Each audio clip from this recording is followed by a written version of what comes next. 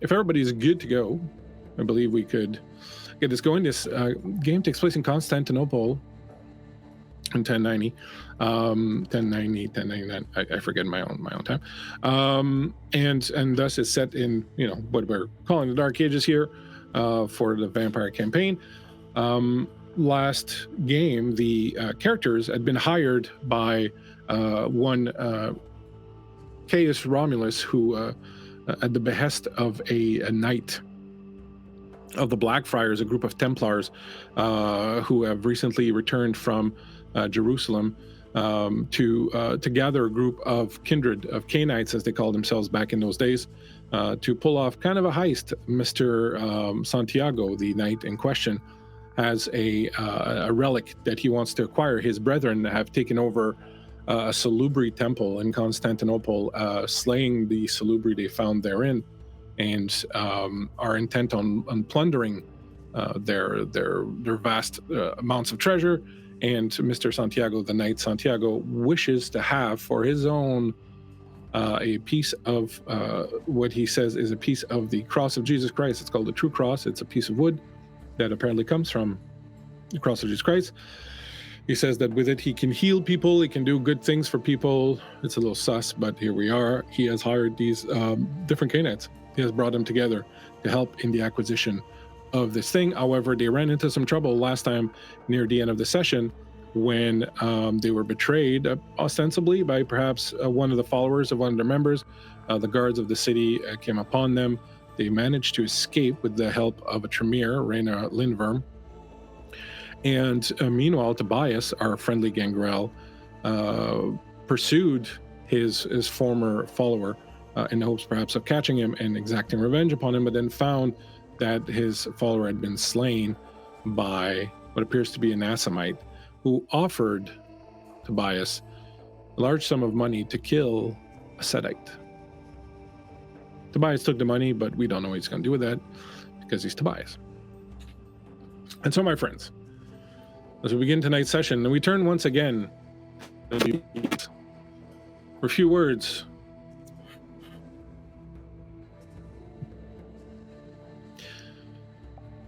Turning and turning in the widening gyre, the falcon cannot hear the falconer. Things fall apart. The center cannot hold. Mere anarchy is loosed upon the world. The blood-dimmed tide is loosed, and everywhere the ceremony of innocence is drowned. The best lack all conviction, while the worst are full of passionate intensity. Surely some revelation is at hand. Surely the second coming is at hand. The second coming. Hardly are those words out when a vast image out of Spiritus Mundi troubles my sight. Somewhere in sands of the desert, a shape with lion body and the head of a man, a gaze blank and pitiless as the sun, is moving its slow thighs, while all about it reel shadows of the indignant desert birds. The darkness drops again. But now I know that 20 centuries of stony sleep were vexed to nightmare by a rocking cradle. And what rough beast, its hour come round at last, slouches towards Bethlehem to be born. We remember Theseus, but in truth, the hero of this story is Ariadne. Without her golden thread, it would have availed little to Theseus to find his way to the heart of the labyrinth and kill the Minotaur. Humans and Cainites alike thrive on war, on the shedding of blood, on the burning hot violence that can animate even the most turgid body. The piercing of the flesh, such a taboo yet crucial part of survival for humans, is at the very core of the Cainite existence. To pierce, to penetrate, to enter the sanctum of another being's body is at once thought vile and exquisite, one of the multitudes of dichotomies that make up our world. Look at the stars.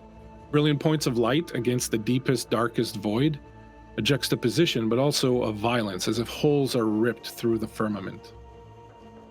And so things go, an ever-tightening gyre, spiraling on ourselves, history doomed to be reenacted by feckless actors who stumble upon the stage with nary a page of script in hand, told to go and make merry and entertain and prance and shout and move, and all the while about them, the scenery crumbles and falls to pieces. The stage manager, the writer, and the director had fucked off long ago and abandoned his production to its own devices. What is left then but to smile with bloody teeth and jump into the orchestra pit, silence the violins and the flutes, and tear into that audience for our sustenance. Blood flows on the stage, but it flows in the aisles, in the mezzanines, and the balcony, and the wings, and the vomitories. The blood-dim tide is loose, and we sail rejoicing adrift to lost forever, but for perhaps a long, thin strand of golden thread, all that is left keeping everything holding around that center.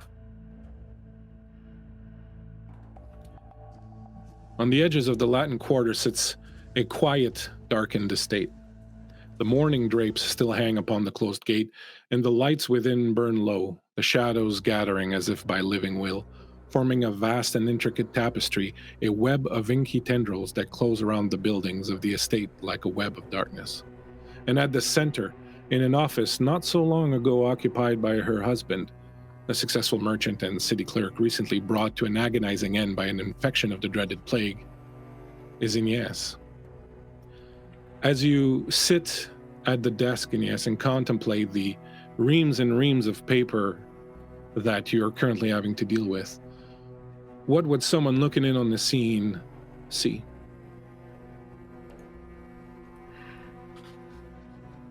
They would see a well-dressed Moorish woman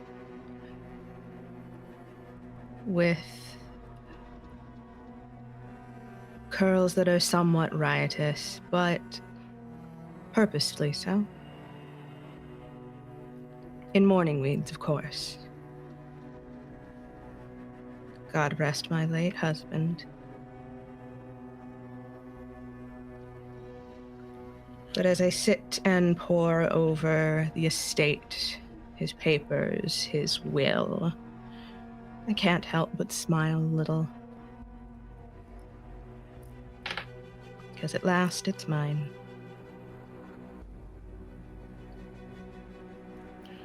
And as you think this, the soft knock of your assistant, Maat, that you recognize so readily, comes at the door. A simple Enter. The door opens and very silently enters this tall, very thin man, all in black, dressed, who approaches. My lady Ynes, and he bows. Yes, Maud, what news? I'm afraid it is ill news. The courts have rejected your latest plea without even hearing it, I'm told. The church wields still way too much power, and they are determined to take what your husband left behind. Well, they can certainly try. If I may, it would be to our service to not underestimate the church. They wield an excessive amount of power in this day and age, and the city is currently flooded by warriors of God, crusaders coming and returning from Jerusalem. They have a veritable army, perhaps strong enough to rival even the Emperor, at their beck and call.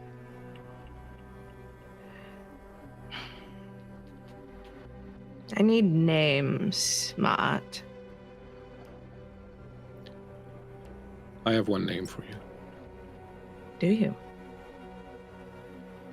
Someone has come to my attention. Someone who has the ear of people powerful enough to make even the Catholic Church change its mind in Constantinople. This person requires a service, however, and so I did not bring them to you directly, but seeing as how the hour grows late and the situation becomes almost untenable, I thought perhaps you might be amenable to meet with them. Any port in a storm, yes? Indeed. With your permission, I will fetch them. There's a wave. Yes, yes. Fetch He away. Exits for a moment. One of your other servants comes in with a carafe of blood and serves you a glass. There's another glass for your guests in case you decide to offer them something. They leave, and almost as if choreographed, Maud enters right after. Behind him follows a woman you've never seen before. She has long reddish hair and is clearly a Westerner. My lady, yes, this is Reyna Lindworm of Clan Tremere.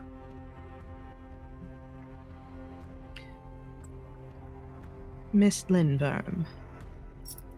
It's a pleasure to make your acquaintance. The pleasure is all mine, I assure you. And to what do I owe the visit this evening? I am told that you're experiencing certain problems with the Catholic Church. I'm experiencing certain problems with Cainites in the city, and I thought perhaps we might be able to help each other. I am told that you have quite an illustrious past as someone who went places they were not supposed to go and took things they were not supposed to take and did things they were not supposed to do. It's a very polite way of putting it. Well, we Tremeres are nothing if not polite. A boon for a boon, then, is that it? Well, we need not be so formal, but if that is what you prefer, then yes. It is not my preferred, Ms. Lindworm, but ceremony and all. We cannot allow the beast to rule. Our ceremonies, our way of life helps keep us closer to our humanity, does it not? Well, as I'm sure you know, we Tremere ascended to the exalted state of the Cainite but a mere 20 years ago, and so most of us still remember what breathing and eating and drinking is like. And so tradition is not something we're well steeped in as of yet. How sweet for you. If you'll permit me, I would like to escort you somewhere tonight to meet some of the people involved in this little affair of ours. I do have the ear of a group of very influential Templar Knights currently in Constantinople, the Blackfriars. If you help me and my colleague retrieve an item, an artifact from a temple here in Constantinople, we will make sure the church sees reason when it comes to your dealings with them.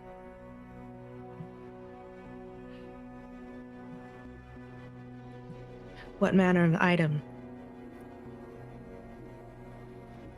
Tell me, Lady Ynes, do you believe in Jesus Christ?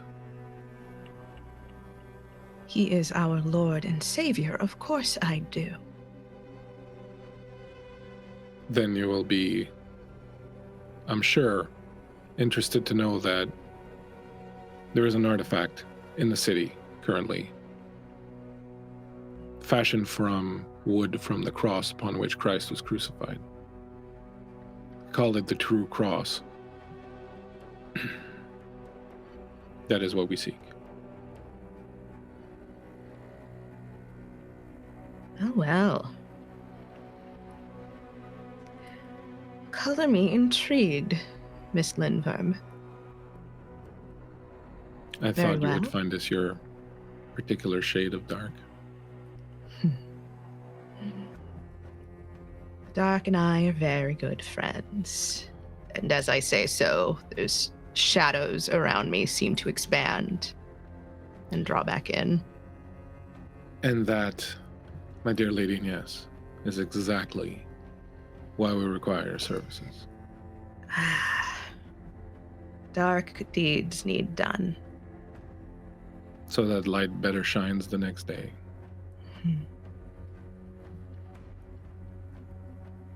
Shall we? Very well. Yes, let's. They should be getting into trouble right about now. I will let you change and meet you in the courtyard. I will be there presently. She bows. She leaves. Excursion clothes? Of course. One can't exactly go tomb diving in silk and cloth of gold, now can they?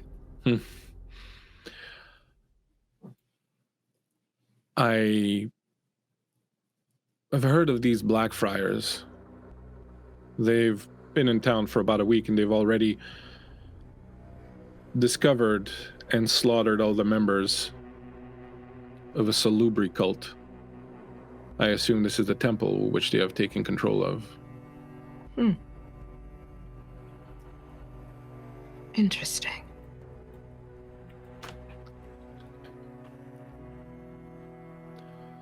I'll prepare your clothes. Thank you, Mark. Meanwhile, across the city,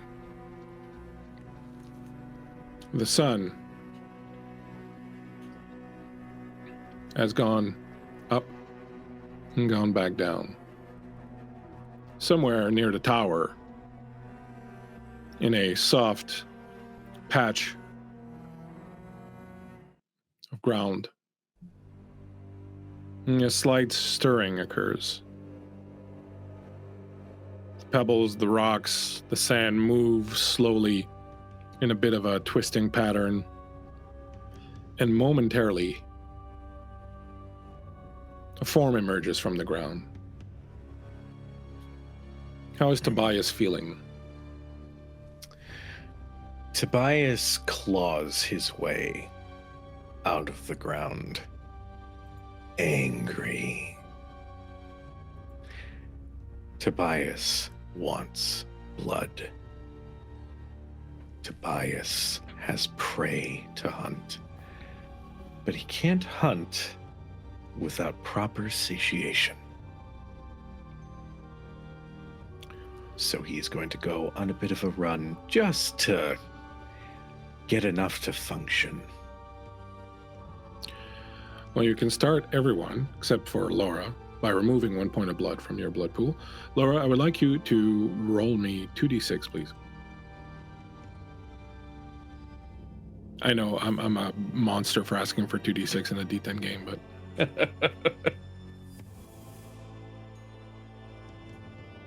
Do you want me to add the total? Yes, please. That'll be 4. All right, so you have 4 blood in your pool right now. Thank And you. you don't have to take one off for him, because...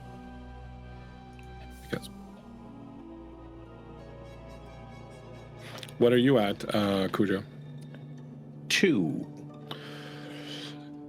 You will begin by telling me how you go about hunting and feeding as you are dreadfully hungry. I just have to get to the bar. Just get to the bar. I have people. I have blood. Get to the bar. He's just going to repeat it over and over. He actually does have Herd 2 in his backgrounds. So Okay. he is basically bolting back to his bar as quickly as he can. So narrate for us here briefly what happens in Warcraft. Since you have Herd, I'm not going to make you roll. Just to tell us sort of how this happens. He... all pretense of his humanity starts to slip as he literally prowls through the streets, through the shadows, closer and closer. He'll eventually find the bar, but he'll still have a little bit of his sanity left, and he'll know to take the back entrance. The bartender. He's the one. The moment that the bartender steps into the back, he is going to pounce and immediately sink his teeth directly into his throat. He does not care about his ragged bite. He does not care about protecting his identity. He is an animal in this moment, and he needs blood. Do you drain him all the way? No. Okay. I'm gonna drain him a lot, but I'm not draining him all the way. All right. So you will manage to get 4 blood points. Okay. Before you realize that he's kind of starting to faint.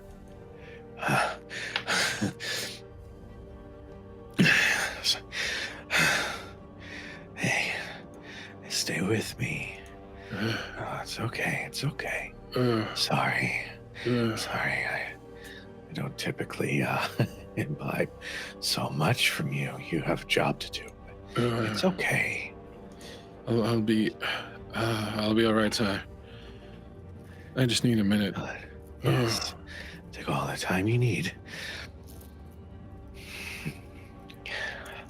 As you are exulting in the taste of the blood and the feeling of it coursing through your body, you hear,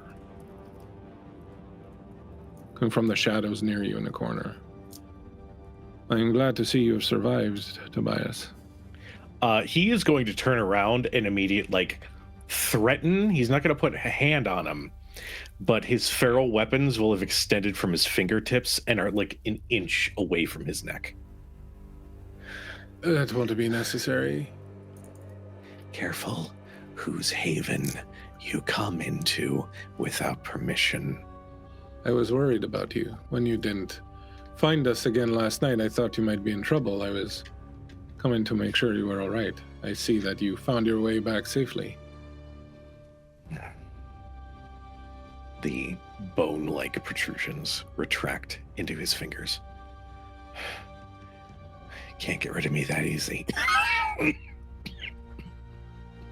Are you okay? That cough seems to be getting worse. I'm fine. There was one who killed him.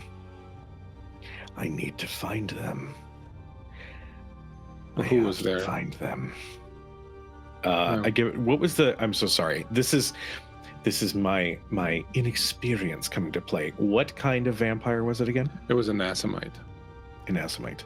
Yeah, they're like assassins, basically. Got it. An Assamite. Left After me a you? handsome sum of gold after killing my man. I need to find them. Well, if they're Assamite, it'll take quite a bit of effort and time to find them.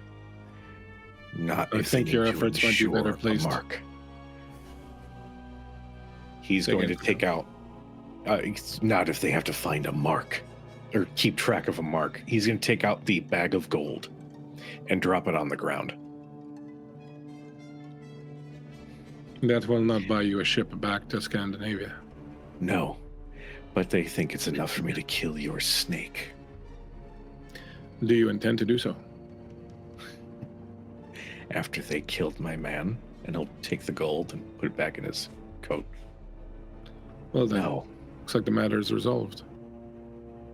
The others wait for us. We don't have much time. Are you still willing to do the job? If not, tell me now, or I'll find somebody else.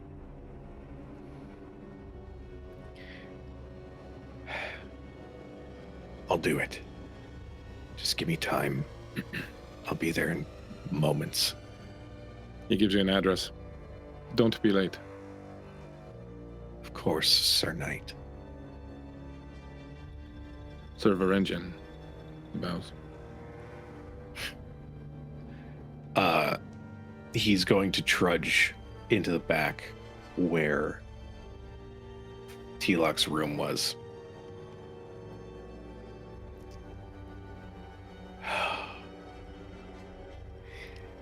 You know, if you did do it, I'd almost respect you.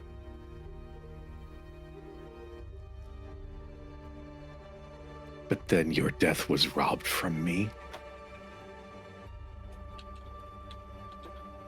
And now the leash is off. So regardless if you sold us out, I want you to know that the monster you came to fear will hunt that Assamite down to the ends of this bloody earth.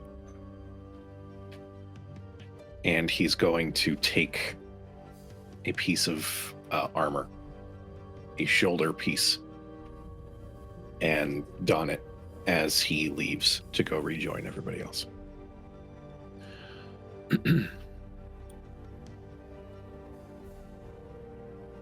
Ariadne and Severa, you followed last night Reyna, who took you to a safe haven that she has, a abandoned and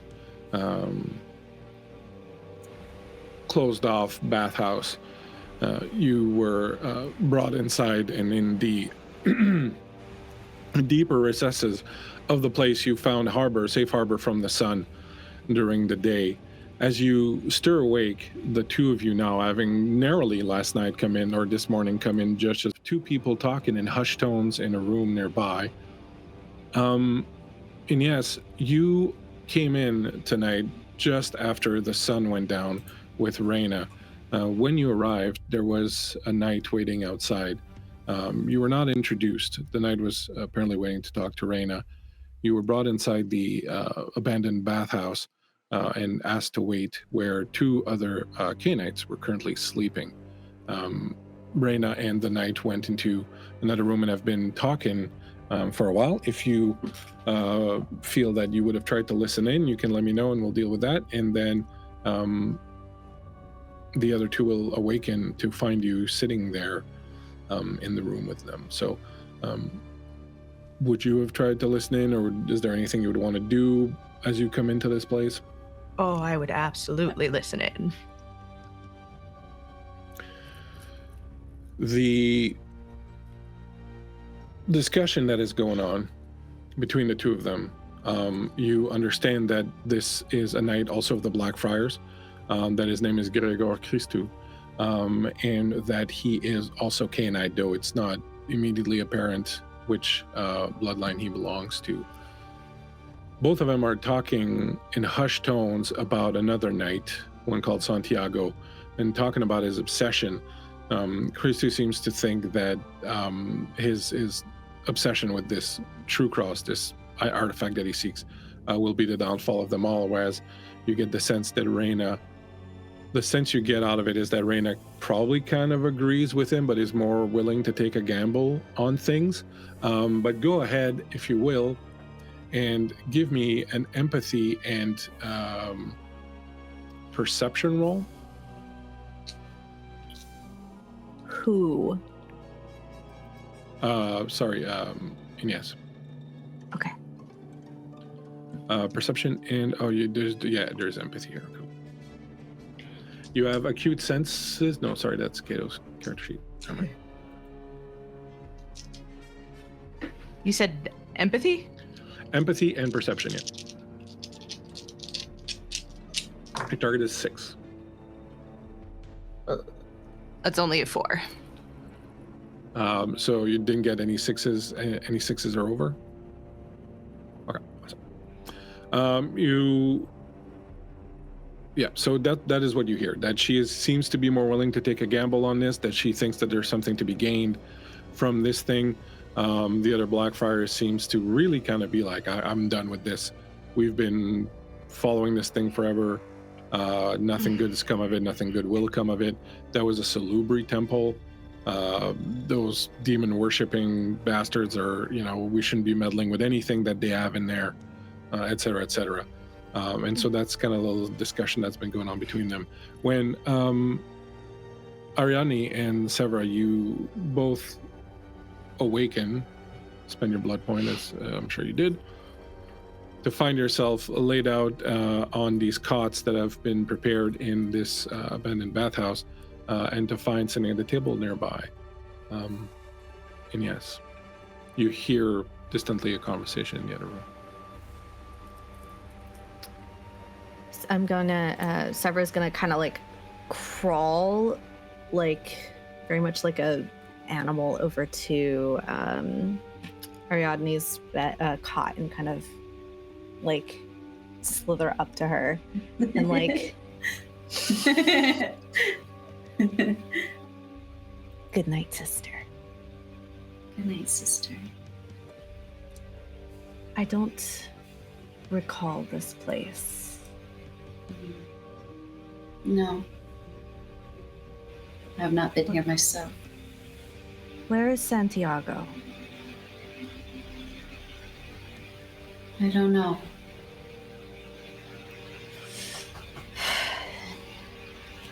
Do you hear that? Voices? Yes. Real ones? I hear them too, so yes.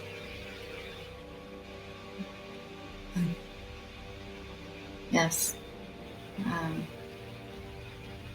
Reyna and someone. Should we listen? Yes. I'm gonna like slip closer to the voices. You do realize, of course, there's somebody else in the room that you've never seen before. Ynes is there. Severa stops slithering towards the voice. Ynes has just been watching this whole interaction. I'm like, maybe I should mention it again. No. Severa knew the whole time. And she's kind of stopped. Aaron may not have. Listen, there's pizza in front of me, okay? So Severa is kind of like turns after Ariadne says like yes to go listen and sees the person and stops. Hello. What are you? What am I? Well, that's a loaded question, isn't it? I'm a daughter of Cain. I am... Princess of Shadows. I don't think anyone's referred to me as a princess before. I like you. But you may both call me Ynes.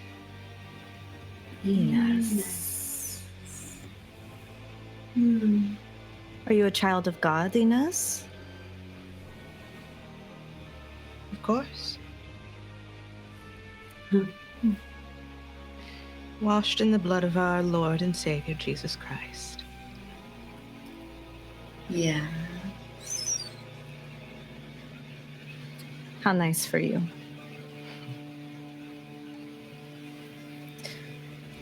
And don't think me rude, but what are you doing here? I was brought in by our Tremere friend. Tremere aren't friends. In the loosest terms. Why? It sounds like you need help. With the True Cross? Just so. Do we need help?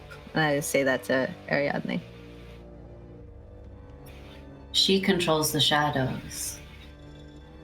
She can hide us when we need.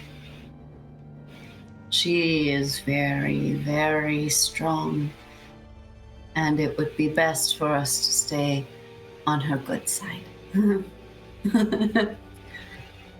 So we have a princess of shadows, a princess of light, a guardian of the dead. And where's the other one? As you say that, as if summoned by the GM, the door opens. Deus Ex Gangrel.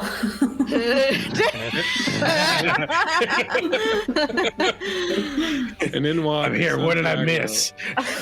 Santiago and Tobias walk in at that moment with Santiago saying, "But if you keep eating the people who work for you, then eventually you will not have any people working for you anymore." I don't eat them till death. I just No, eat them but enough to you sate will. myself. They take a break and they get up an hour later. Everything's fine. You've had accidents, I'm sure. I wouldn't call them accidents. I call them happy incidents. Ariadne is still sitting upright in the cot with like blanket up to her hip and just points like a child at Tobias and looks at Ynes and goes, "He's vicious." Huh. I like vicious. Interesting. Ynes. And Santiago switches to Spanish, which I don't speak, so I'm not going to speak it. But he will say, "It is a pleasure to finally meet you. You may not know me, but I knew of your sire somewhat, and I am very honored to finally get to meet you." And he will come over to you and put a knee down on the ground and bend his head. Senor. You can see as he gets up that shadows are flitting strangely around him, and you understand that he is of your blood. It's always good to encounter one of the family, as it were. Indeed. And as for what you were saying, my dear, and he looks over at Severa, Lady Ynes is not here because of her strengths, but because of her subtlety. We like subtle. And not very subtly, as you say that, the door opens and Lorena and the other knight come storming in. And the other knight is like, "Santiago, come, we must speak." And Santiago rolls his eyes, "Hey." And he goes over into the corner and they start having kind of an argument. Reyna comes to the lot of you. We haven't had the opportunity to meet, and she extends a hand to you, Cujo. "I am Reyna. You are Tobias, is it not?" He'll look at the hand and then back up. "You heard correct." I'm glad to know you come as advertised. Well, what can I say? And he'll look right at Ynes. "I do what I'm told." Good dog.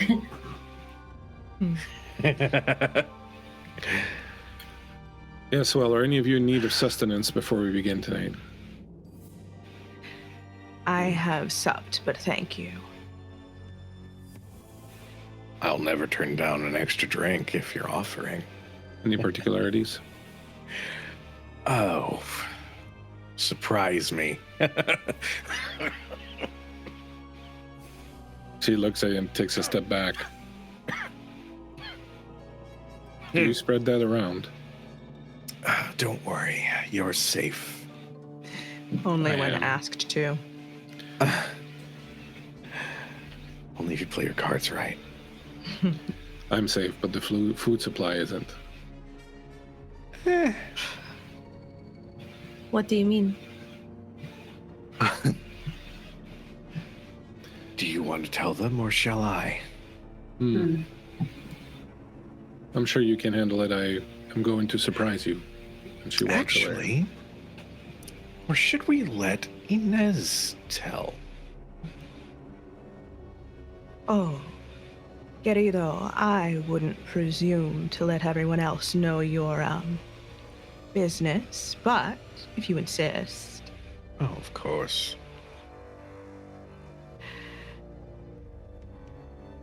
Dear Tobias is a carrier of the Black Death. Really?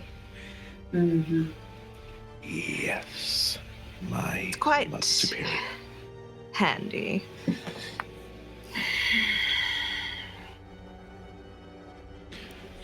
I'm sorry, just a little bit of information that Severa would have. You are aware that there has been someone walking among the destitutes of the city dressed as a monk, but bearing no name. People simply call him the unnamed monk, who appears to be the central figure in the most recent reappearance of the plague in the city. Like the Ground Zero person? Yeah. Okay. Almost anyone could be wearing a monk's robes and be walking around doing that.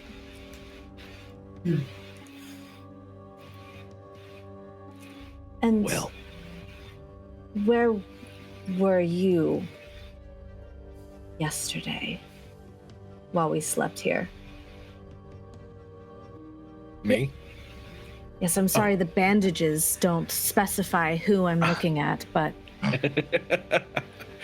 Sorry, it's just, I can't tell if we're having a conversation or if you're kind of looking the other way. I'm gonna get right up in your face. We are having a conversation now. Ah, thank you for the clarification. I happened upon my man. Telok was killed. An Azamite is out and about looking for blood. Specific kind of blood, and he'll look at Ynes.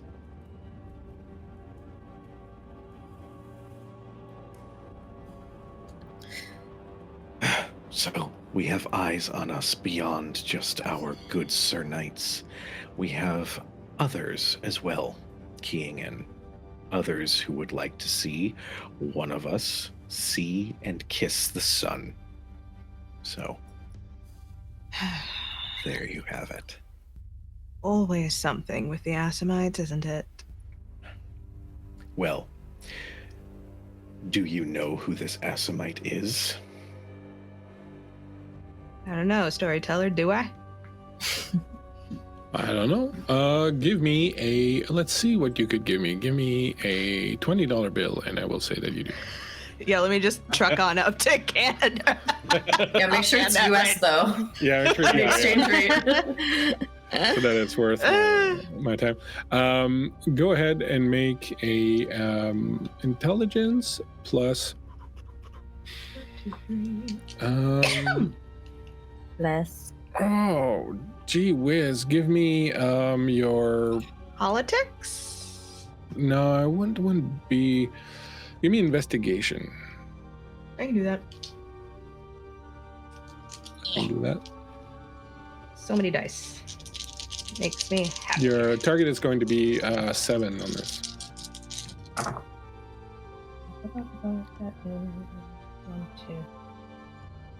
That's 7 on dot. Awesome. How many of them did you get? 7 Wait, or hold on. 7. Yeah. So, just a refresher. You are rolling. You're not adding up the d10s, right? You are looking for 7s or higher on them, and then every 7 or higher you get on a die is a success. Every 1s you get cancels out a success. I'm still playing V5. That's my mistake. That's okay. The last roll you made, I thought that's kind of what was going on, but I was like, I'll find it. Okay. 1, 2. So that would be 3 7s and 2 blanks. So 2 1s. 2 1s. Okay. So what happens is the 1s cancel out successes. So if you have 3 7s or higher, that's 3 successes, and if you have 2 1s, 2 of them get canceled, so you have 1 success left over. Heard. Okay. Which is good enough. 1 success gives you a partial kind of success in what you get. So you have heard there are not a lot of Assamites in town. They don't hang around town, but you have heard, in fact, that one of them recently has come into town and is in the employ of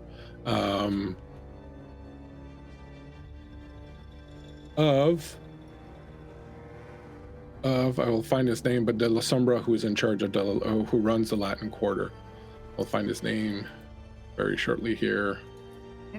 But yeah, so him, not Caius Romulus, but Alfonso of Venice. Caius Romulus is boss, so he is the one who has brought in an Assamite for some unknown thing. My. Interesting. Why would he bring in an Assamite? Maybe because they are looking at you in a less favorable manner. Maybe they're looking at all of us in a less favorable manner. True, but you said they, meaning you know who.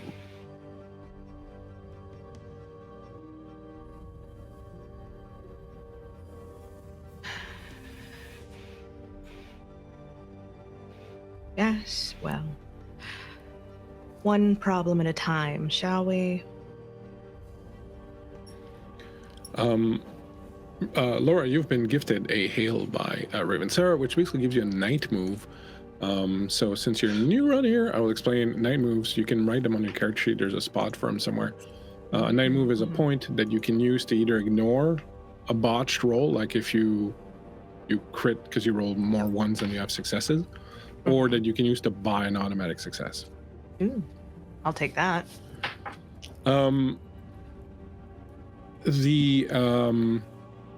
The two knights, Christu and Santiago, their argument seems to be kind of reaching a bit of a crescendo, and in the end, Christu turns away and storms out, leaving Santiago behind, kind of fuming and staring after him. And Santiago will come back around, and as he does so, Reina comes back and has brought with her a wineskin that she tosses to Tobias. You'll get yourself 2 more points out of it. Well, the timetable has moved up. Gregor tells me that the Lyons' plan is to empty out the temple tomorrow. Today is Sunday, so they will not work. But tomorrow, at sundown, they will begin emptying the temple. This, unfortunately, means that we have to move tonight, right now, to get what we need. He did, however, as I promised, bring me this, and he's got a piece of paper that he unfurls, and there's kind of like a plan of tunnels and things on it. This was brought to us by my Setite friend. Friend is a bit of a big word, but I trust him enough for this. They have been inside the temple and have seen it and know exactly the way where we need to go, and have provided us an entry point that would allow us to bypass most of my brothers in the Blackfriars. The object that we seek is hidden beneath the temple floor, which we can access through these tunnels here and through here.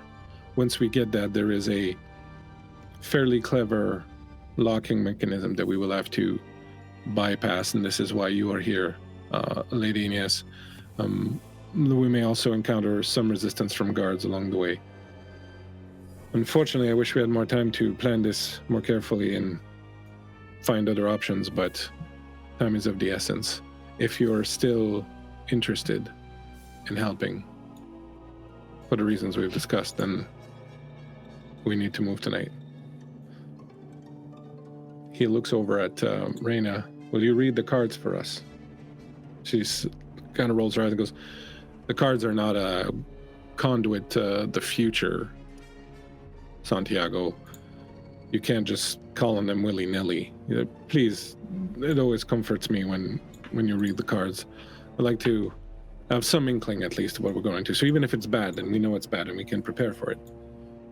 She's like, fine.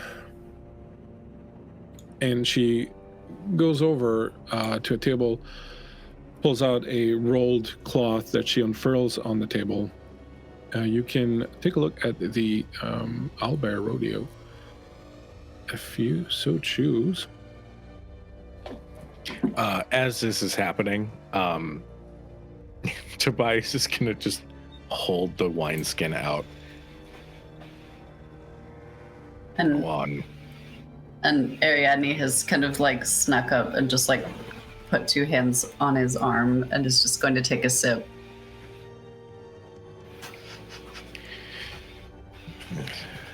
Aaron, you have received the night move courtesy of Forever GM Justin. Oh my Justin. god. Thanks, Oh Justin. my god. Reina, puts out a few objects on this cloth that she's rolled out. You can see that it's imprinted with several occult symbols. On it, she pulls out a deck of tarot cards that she shuffles in a very, very specific way. And she's like, I'll make this one quick. We don't have a lot of time. And as she starts going through the deck, she's mumbling in Latin under her breath. And eventually she says, the first domain. And she pulls out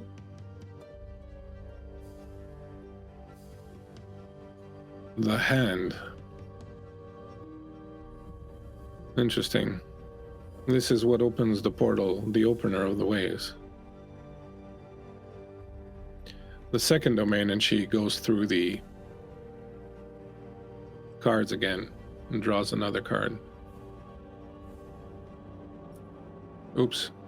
And Bleak made an error with his card, because that's not Palma, it's supposed to be Oculus, because it's an eye.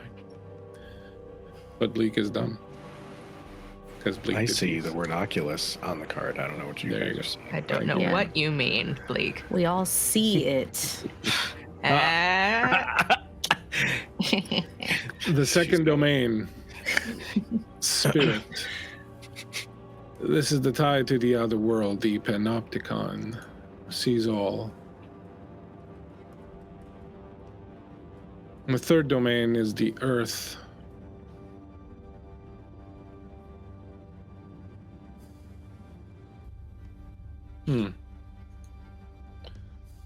This is our strength. Its position signals, however, that is a strength that will soon come into conflict. The fourth domain is safety. This is your protection. It is what keeps you safe.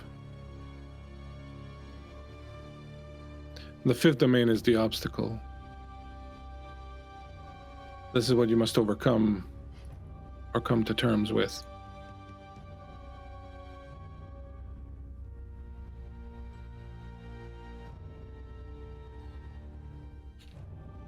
She looks at the cards. She looks at all of you. I've never seen this configuration come before. She seems a little worried.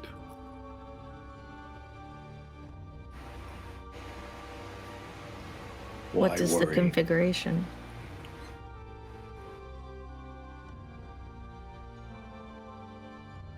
Some of these symbols never come out together. It's a well-known fact. This deck has a very powerful mind of its own. To see the serpent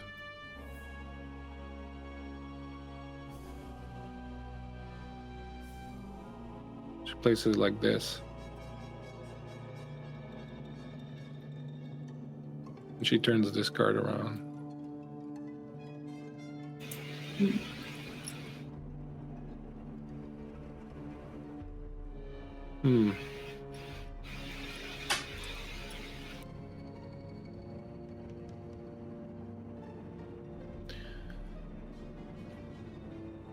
I believe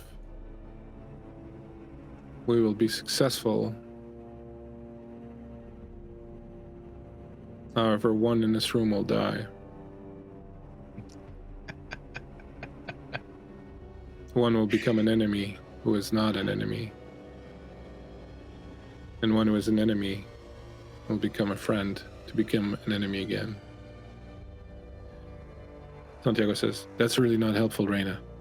I told you these things are not a portal into the future. They merely suggest what we already know. Like, I regret asking you to do this.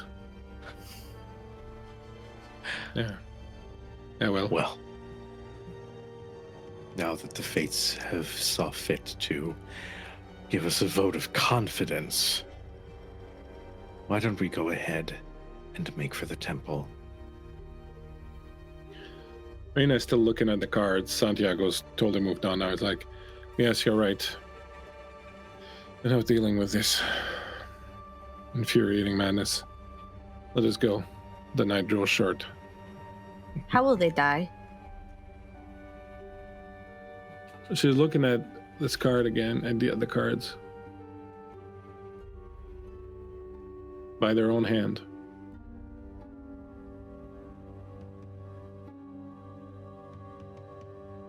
For what it's worth.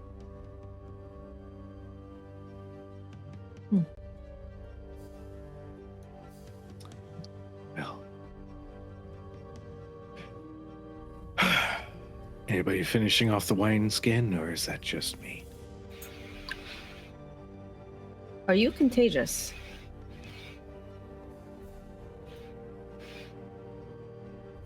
That's a yes. I don't believe my affliction will harm you, lady.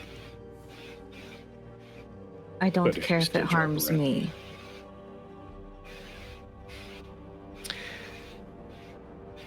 Yes.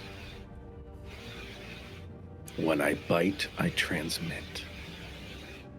I offer this wonderful, wonderful affliction to any that I come across.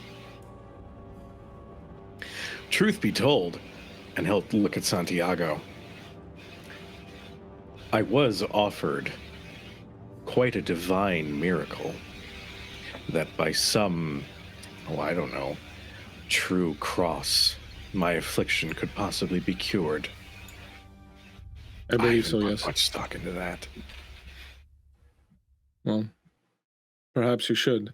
Lady Ynes can tell you that the powers in heaven are very real, and that though we may be cursed in their eye, their hand still guides our fate. Their hand still rules over this world. We are I but just got bored. It's a shame you find your god, or that your god finds you ugly. Monsters.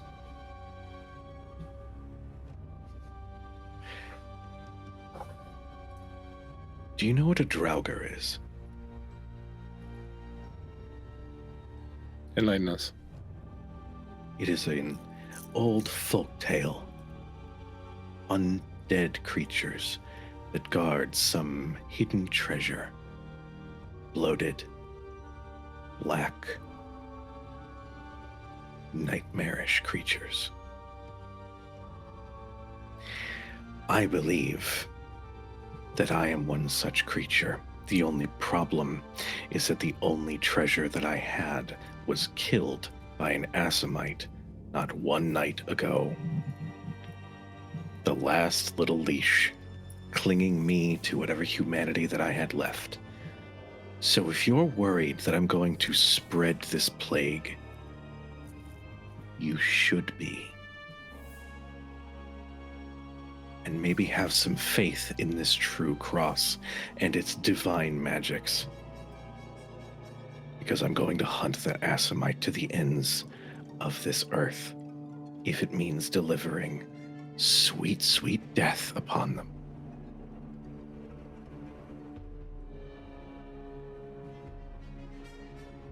Well, you will need more than a miracle to be able to track down an Assamite, my friend.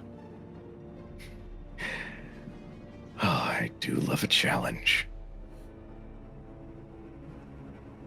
Come on, let's go. He will lead you out into the streets. You find yourselves into the streets of Constantinople. The streets are quite alive. Still, it's early in the evening. There are people coming and going. You run across a few Cainites here and there. The streets are still busy with merchants and with a lot of tourists, a lot of people that have just arrived into town or passing through, especially in the Latin Quarter where you are. It is the place where transients mostly and immigrants find themselves for the most part. The area is a little overcrowded, but not unduly so at this point. The light of oil lamps and torches cast this eerie amber glow over everything as you walk the dusty cobbled streets, heading further and deeper towards one of the main hills at the center of town. As you approach the area where you're heading, you're approaching this little out of the way area with a couple of very old buildings. Santiago will explain that the temple that the Blackfriars raided was erected by a group of Salubri that they came across. Him and the Blackfriars came across this group of Salubri in Jerusalem originally, and they thought that exterminated them all. But as it turns out, a number of them escaped and made their way here to Constantinople with many treasures that they had taken from Jerusalem, and set up a temple here. The Blackfriars, under the guidance of the Knight de Lyon, came here all the way from Jerusalem, hunting them down. They found them readily enough when they got here, and well, they found 3 of them in the temple when they raided it, and well, that was that. He'll say that he knows that a big part of what motivated de Lyon was the treasures and the money and the gold that was hidden in the temple, because their unit needs funds to continue to operate. Their plan is to go back to France to re-equip and rebolster their ranks so that they can return to Jerusalem eventually. So he knows that their main goal was the accumulation of wealth and treasure, but ever since they took the temple, they've been sitting on their hands and not doing anything. And de Lyon's not saying anything about what his plans are, and no one knows. So he thought they had a lot of time because they'd just been sitting around doing nothing. But now apparently something has changed and they are moving. However, he's quite certain that what he seeks is well hidden in the temple, and that de Lyon doesn't know about its existence, which is why he says you probably have a good chance of getting to it before further problems arise. You will be guided by him and Reyna, and he's following the map given to him by the Setite, into in a sort of the area has a bunch of old buildings, like I said, and they're built on a little bit of a man-made hill that sort of surveils the lower part of the town. At the bottom of this little hill is a bit of a moat kind of thing, and he will guide you down along a set of stone steps that have been carved into the rock itself, down near where the moat is, and you can find a very narrow walkway sort of all along this little moat. And he's following this map, and eventually you arrive at what appears to be a sewer entrance or something to that effect. However, it's dry, it's not wet, there's no more sluice coming out of it. The grating that's over it has been partially destroyed already and kind of moved away, and it's very easy for any of you with potence to finish kind of ripping it off. You will enter tunnels then. You will be given a few little lamps that he's got, little oil lamps that hide the flame away from you, so that even if you are particularly fearful of fire, you can hold these things and they will light the way ahead of you, but you will not see the flame on the back end of it. So he's got like 3 or 4 of these, and he will spread them out amongst you. You will enter this tunnel by a little door that sort of leads you down, and then the tunnel goes in 2 directions, and he consults the map, and he eventually turns left. This tunnel is made of stone. It is very obviously man-made, and there's this amberish color from the various from your lamps as you move through it. There isn't a lot of sluice at the bottom. Like I said, it's quite dry. It still smells a little bit like sewers would. But you find your way inside, a little bit further into underneath the temple. As you are moving along, Reyna will come up to Severa and will say, you seem to be quite worried about Tobias spreading his plague earlier. I have heard of the work that you do with those afflicted. I must admit I'm somewhat curious. You don't seem to be the kind of person who would waste much energy crying over injured mortals. Well, they are Lilith's sons and daughters, are they not? I've heard of this legend of Lilith. Do you truly believe that she exists and exerts influence on us? Do you believe that Jesus Christ exists? No. Well, I do not. I have seen too many things to believe that one such as he would exist in this world. the problem I have with their god, and she kind of nods towards Ynes, they believe that in order to be saved, you must be beautiful or forgiven or clean. Lilith does not. We do not. Tobias is a monster, much like the ones told in his stories. But what he doesn't understand is that he is also the treasure, also told in his stories. You can be both.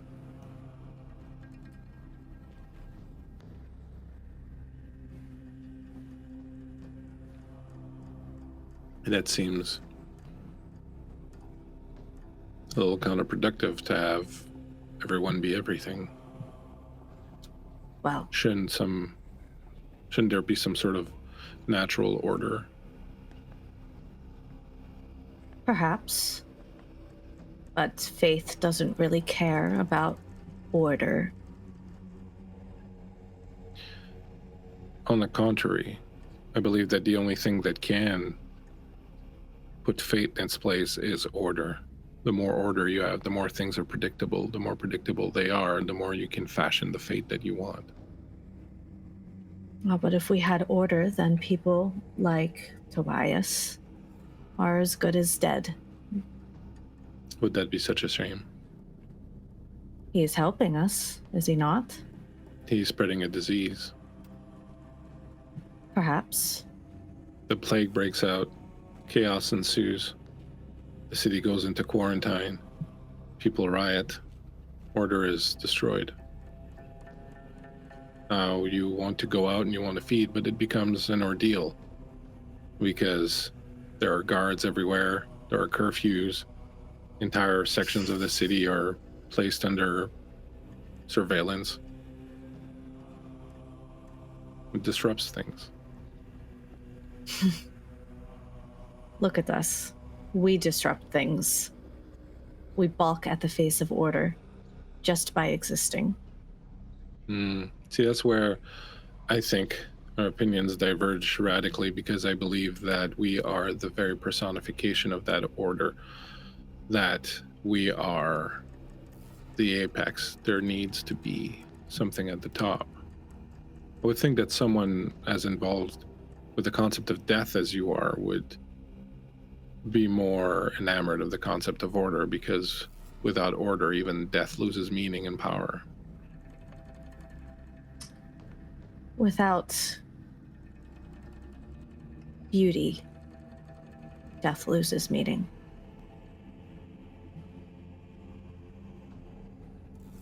Well, if everyone is equal, as you say, then it shouldn't matter, should it? Perhaps not. If you find yourself at death's door, you know where to find me. And yes, as you're walking, Santiago comes up to you, speaking in Spanish. My lady, I was very saddened to hear of the passing of your husband. My deepest sympathies. I thank you, Senor. It's been a trying time. I hear tell that the church is making it even more trying. Naturally.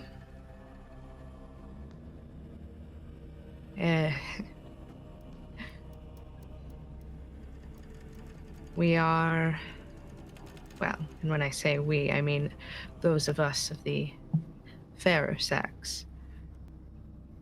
Apparently,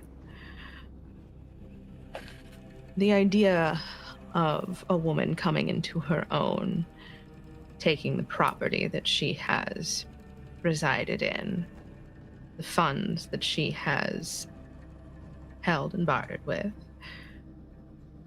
the idea that she should take hold of that after the demise of her beloved is scandalous. May I ask you a very personal question then? Perhaps.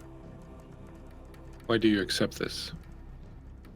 I ceased thinking of myself as a man a very long time ago, and I no longer really make the distinction between one sex or the other, especially when it comes to Cainite. It seems the distinction is rather without meaning anymore.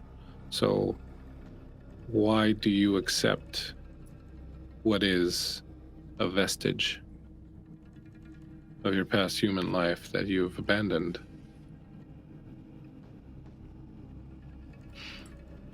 Santiago, how many Cainites do you think reside in this fair city?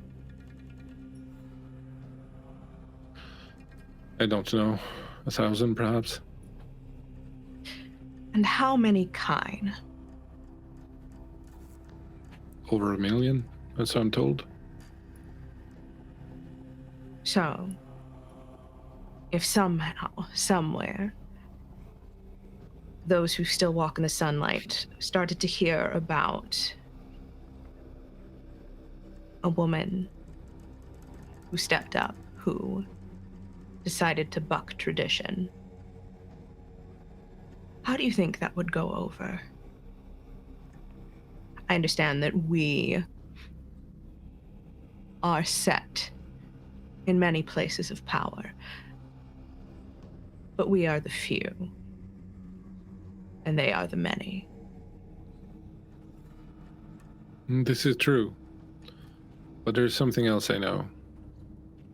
The harsher and stronger the light, the darker and deeper the shadow cast by whatever stands in it.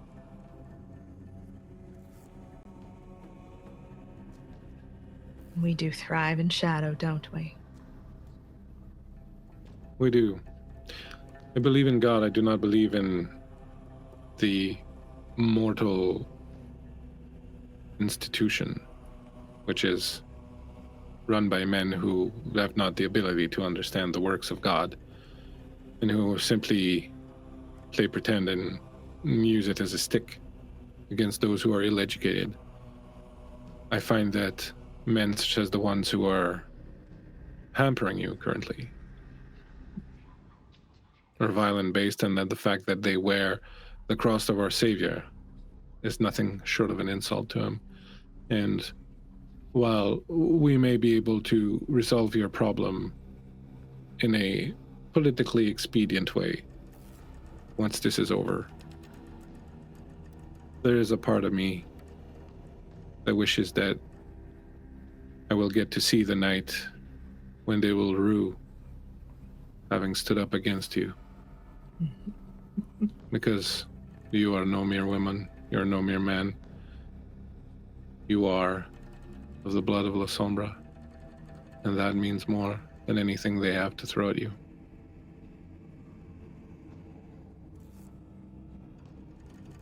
You know, Senor, I do believe in our Lord Jesus Christ. I believe that he died for our sins. But do you know what I believe in more? Tell me. I believe in me. I'm very glad to hear it.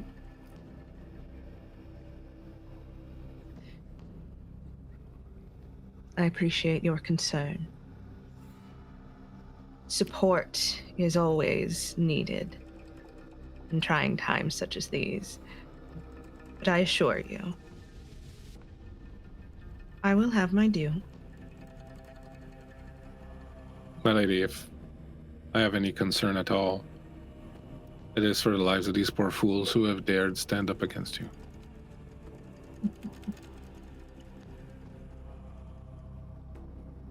And you are even smarter than I thought you were.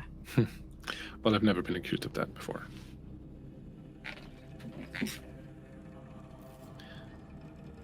As you walk on deeper into this crypt, you emerge into a second tunnel.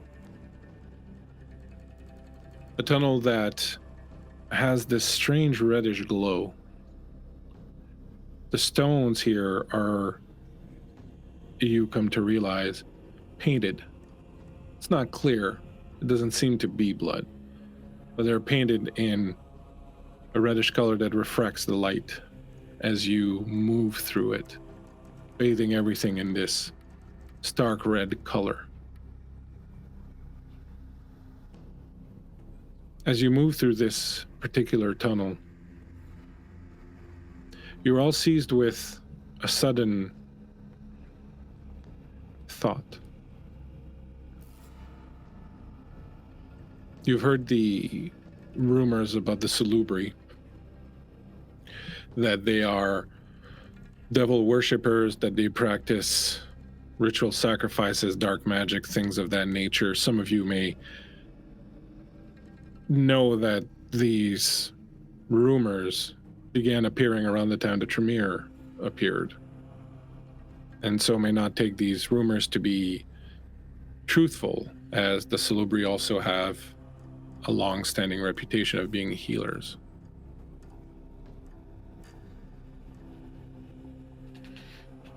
But as you step through this tunnel,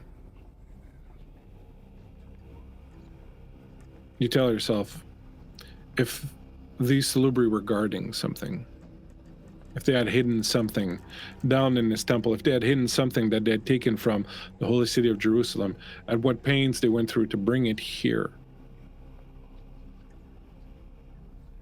were they protecting it from something, or were they protecting the rest of the world from what's inside?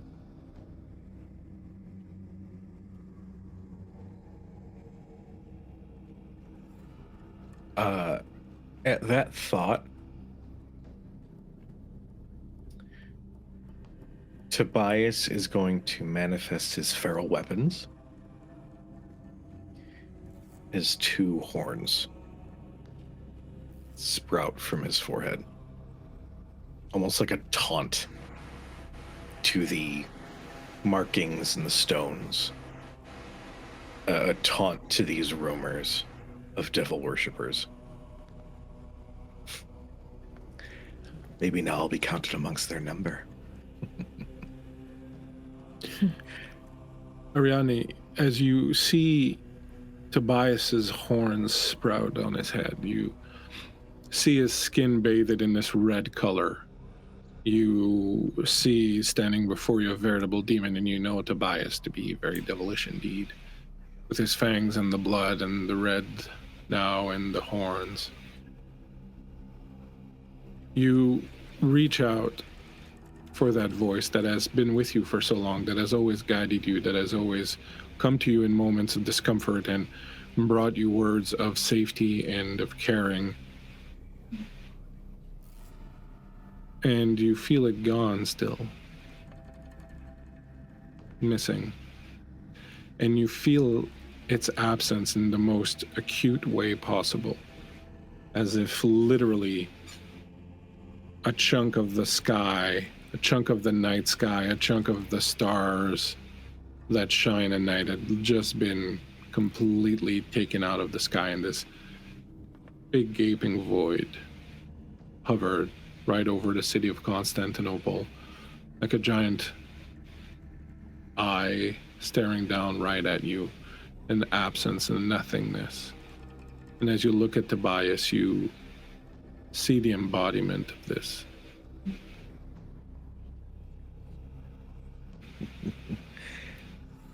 Something wrong.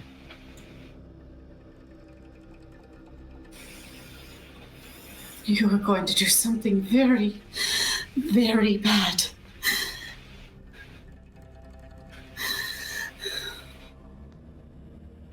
And what would that be?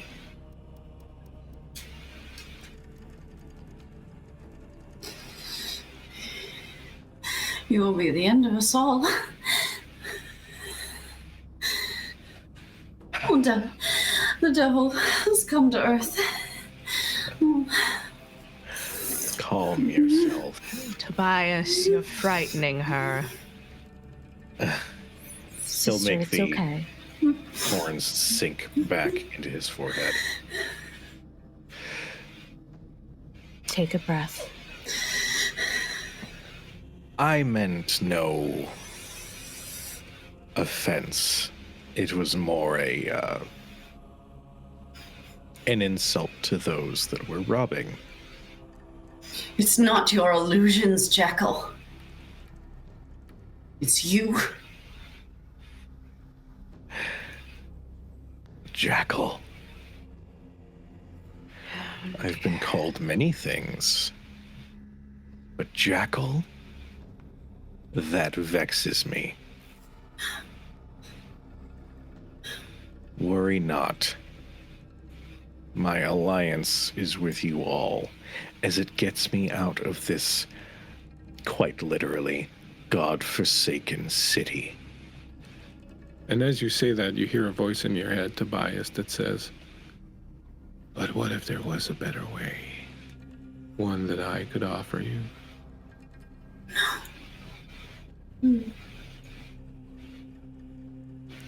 Ariadne, in your head, in this moment, you hear a voice that says, "Child, if it is a voice you need, I can provide it for you."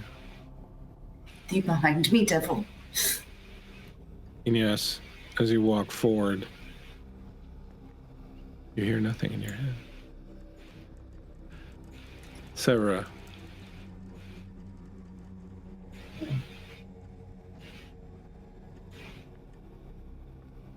My child, it is good to see you again. Come to me. I need you now. Come to your dark mother. Yes, my child. I am here. I am in this cursed temple. I wait for you. Severa's gonna activate peering across the shroud. As you peer across the shroud, you see the tunnel in front of you vanishes, collapses on itself in red light. Your friends disappear. The red becomes this pool of blood on the ground. It sinks. The earth rises beneath it. You see a scene, a village somewhere. You see blood everywhere. You see a well. There is a figure walking away from the well. It's difficult to make out. Out of this well, 1, 2, 3 hands, 4, 5, 6 hands crawl out over the side of the well. 2 figures emerge, male, sliding out of this well, covered in gore and blood and viscera, climbing out of it, rolling over the top, falling on the ground with the wet splotch. The last figure pushes itself up. It is impossible to tell whether it is male or female. It is this dark red shroud. Long, stringy hair dripping with blood. It emerges from this well, slides down wetly onto the ground, and the other 2 look at it with fear. And this third one looks at you directly. I'm My gonna child. drop to my knees.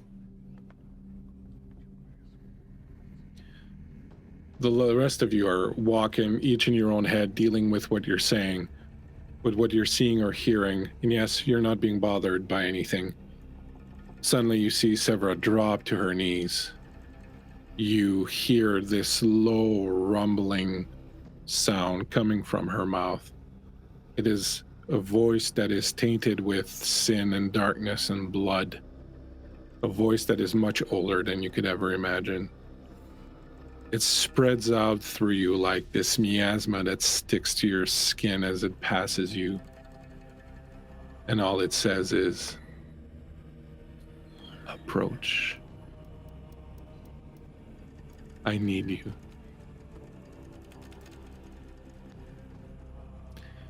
And on that note, my friends, We're going to take a break. Oh,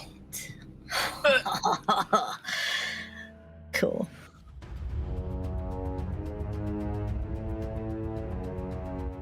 All right. Just before the break, we were heading down into a tunnel, beneath the temple, the Salubri temple. And all of you, well, not all of you, because some of you apparently don't hear strange voices, but most of you hear little voices in your heads whispering sweet nothings. Some of you handled it better than others. Some of you fell to their knees. We'll see what happens with that.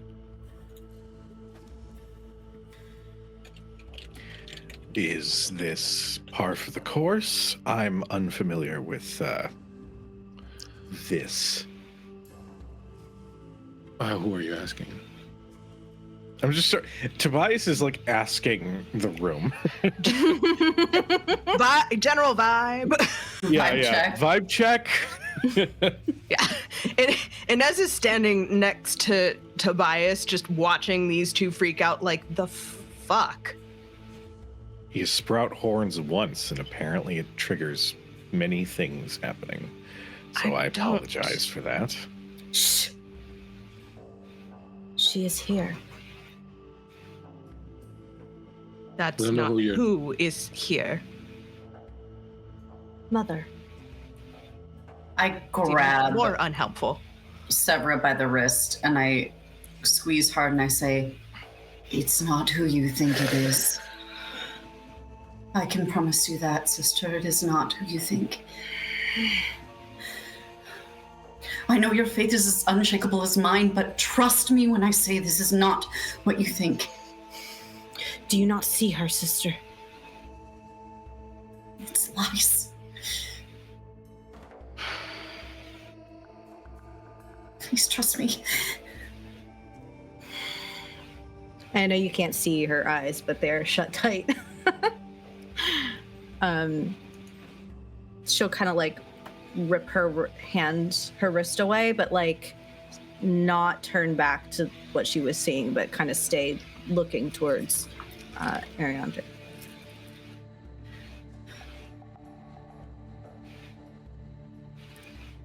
I heard it too. I heard something too. Santiago says, "I heard something also. I think there are guards ahead." Tobias, would you mind?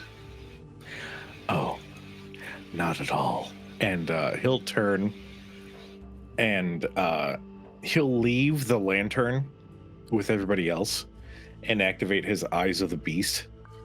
And as he starts walking, he's going to draw his sword and have it in one hand and his claws sprout from his fingertips with the other, and just slowly walk down to see if he can sense where these guards are.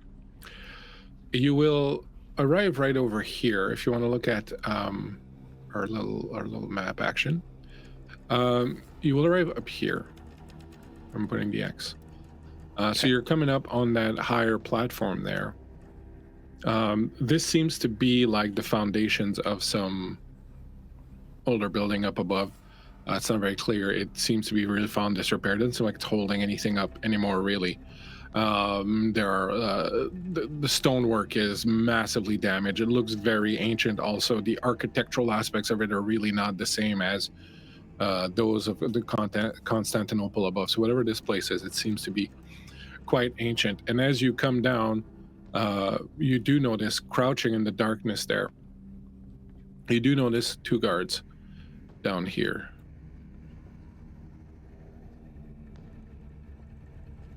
They are wearing Blackfriars uniforms. The Templars cloth in black with the skulls on their shoulders. They are, by what you can sense, kindred. Or Cainite, rather.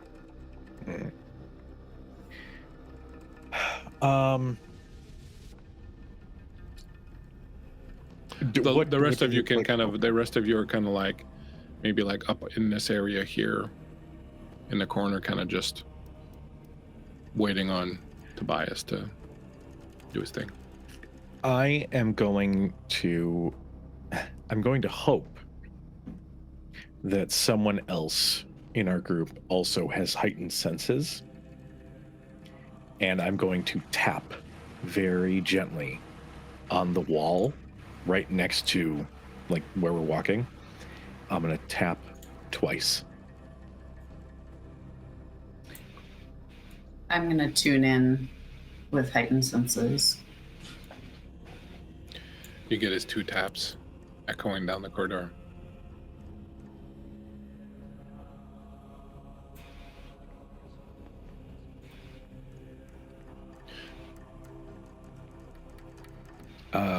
Santiago. What are they armed with? They are nice armed with swords. Just okay. Well, I was hired for a reason. Oh God, I hate to Assassin's Creed this.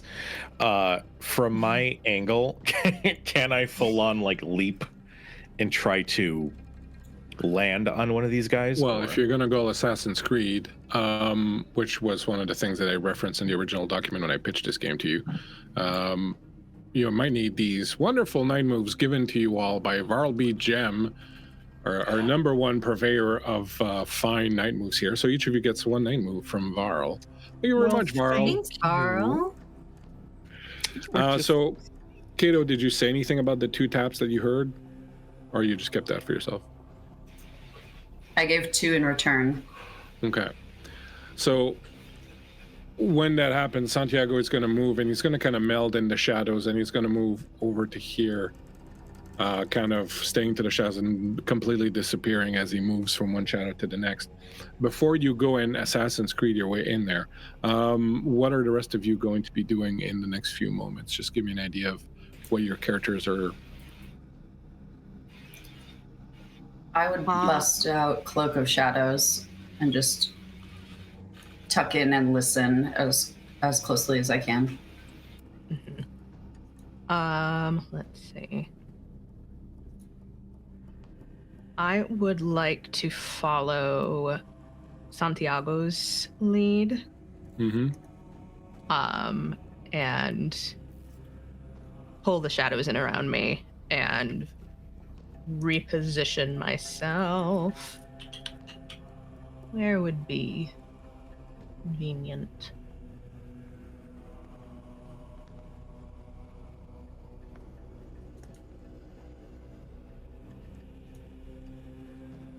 Maybe over here. Okay. Are you using your shadow stepping ability, or are you getting there physically? I'm gonna shadow step it. Okay. So that's 3 blood points. And 1 willpower. You step through shadows and end up there. I'm gonna need to eat soon. What about you, Severa? Can any of you see any of the guards where you are? Yeah, Cujo can, Ynes can, and I was gonna say the Cardinal, but Santiago can. The Cardinal. Not the Cardinal yet. Not the Cardinal yet. Which would be the easiest for me? And I'm asking because I can't really see much. Yeah. Tell me. Which would be the easiest for me to get to between the ones that can see the guards? You're gonna be doing walk-in there kind of thing?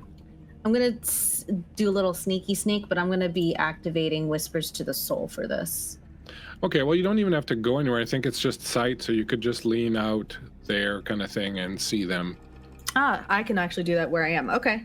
Yep. Then that's what I'm going to do. I'm going to stay back and I'm going to start like kind of moving my fingers and pointing in a direction and whispering a very secret name.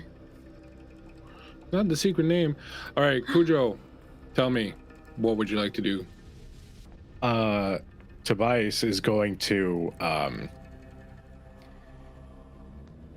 back up a little bit, sort of summon his courage, and he's going to sprint and leap and use his claws at the same time against that pillar to like force himself to try to gain a little bit more momentum. Mm-hmm. As he is going to attempt to how do I ping? Pointer. He's going to try to leap onto this one and stab down with the sword.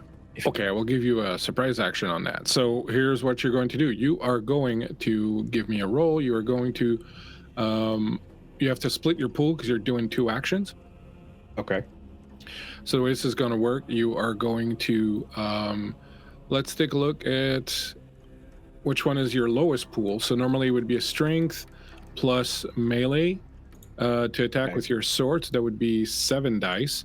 To do the athletics roll, it would be your dexterity plus athletics. That would be 5 dice. So you have to take the lowest of your pools, which is 5 dice at this point, and you have to split that up between your actions. Oh, okay. Now you can spend a blood point. In fact, you can spend several blood points because you can spend up to 4 points per turn to gain strength, dexterity if you want to boost your dexterity for a scene. Each point of blood you spend will boost your dexterity up by 1, and because you are the generation you are, you can spend 4 per turn. I am going to spend 2. All right, so you're going to spend 2, so your dexterity is going to go up to 4, which is going to give you with your athletics 7, so the same number of dice, so you split that in 2. So you have 7 dice to split between these 2 actions. So one is going to be in athletics to kind of get across, the other one's going to be your attack, but you're going to roll the same amount of dice. You're going to split that pool of dice. So tell me how many dice you want to put to one, how many you want to put to the other, and remember you can always spend a night move or a willpower to get an automatic success. I am going to roll 4 dice for the athletics to make sure that I land and don't fall on my face. And keep 3 for the attack. Awesome. What is my target number? So your target number for the athletics roll, they're both going to be 6s. So 6 for your athletics and then 6 for the attack. I got 2 successes. All right, you managed to successfully, you all watch as he dives off and manages to cross that fairly narrow area beneath him and land on one of the other guards. And as you do, make your attack. Okay. It's 3 dice. 1, 2, 3 successes. Oh, shit. Excellent. You're attacking with your sword? Yeah. So how much damage is that? Let's go see. Sword. Broadsword, let's say. So strength plus 4. So your strength is, I don't remember what we said your strength was. My strength is 4. All right, so that's 8 damage minus his armor. He's going to try to soak. So you fall down on him with your sword and you kind of stab into him and he falls down to one knee. He's kindred, so he doesn't take too much. He's going to try to soak some of that. Actually, that's a bad roll. All right, so he soaks a couple of those, but you still kind of manage to pin him. So now we're going to do an initiative for everybody. And now that the action, the surprise round is done, go ahead and you're going to add your dexterity plus your wits together and then roll a d10 and add that to that.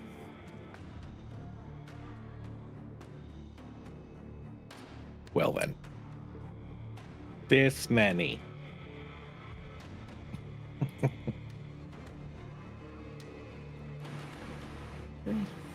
3, 6, Cujo 10. 5. That's impossible. Yeah. That's impossible because your dexterity is 3 and your wits is 3, so you have at least 6. Oh shit! I forgot I boosted my my dex. It's even more than that then. 2. So your dexterity is. Sorry, I'm looking at Cato's sheet. What the hell am I doing? My dex is 4, which is so 7. Right, 7. Cato. 10. Erin 10. and Laura. You muted. 10. That's why I was like 10. And 10's all around. I'll go Tens last. across the board. all right, so go ahead, Erin, and do your Do go ahead and my do your thing, your whispers. What was it you were doing? Your whispers to the soul. whispers to the soul. Yeah. Okay. It is a willpower. They have to do a willpower check of 8, I believe. Difficulty 8. Okay. All right, so it's -2 dice to everything. One of the guards, the one that you're not fighting, Cujo, starts going, oh no, what? And kind of swinging blindly as he seems to be struggling with something going on in his head. Go ahead, Laura. What would you like to do? You are down there now. Yeah. What I would like to do...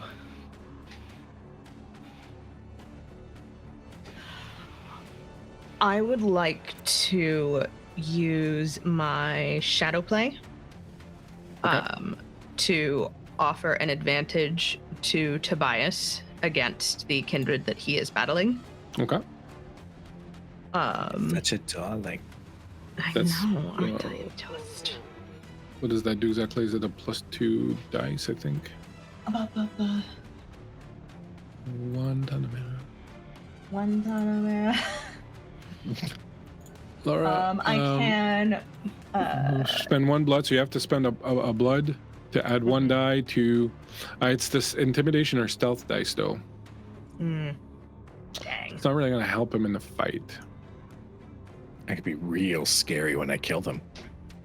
I was gonna say, I feel like the intimidation factor might be helpful, though. All right, I'll buy that for $1.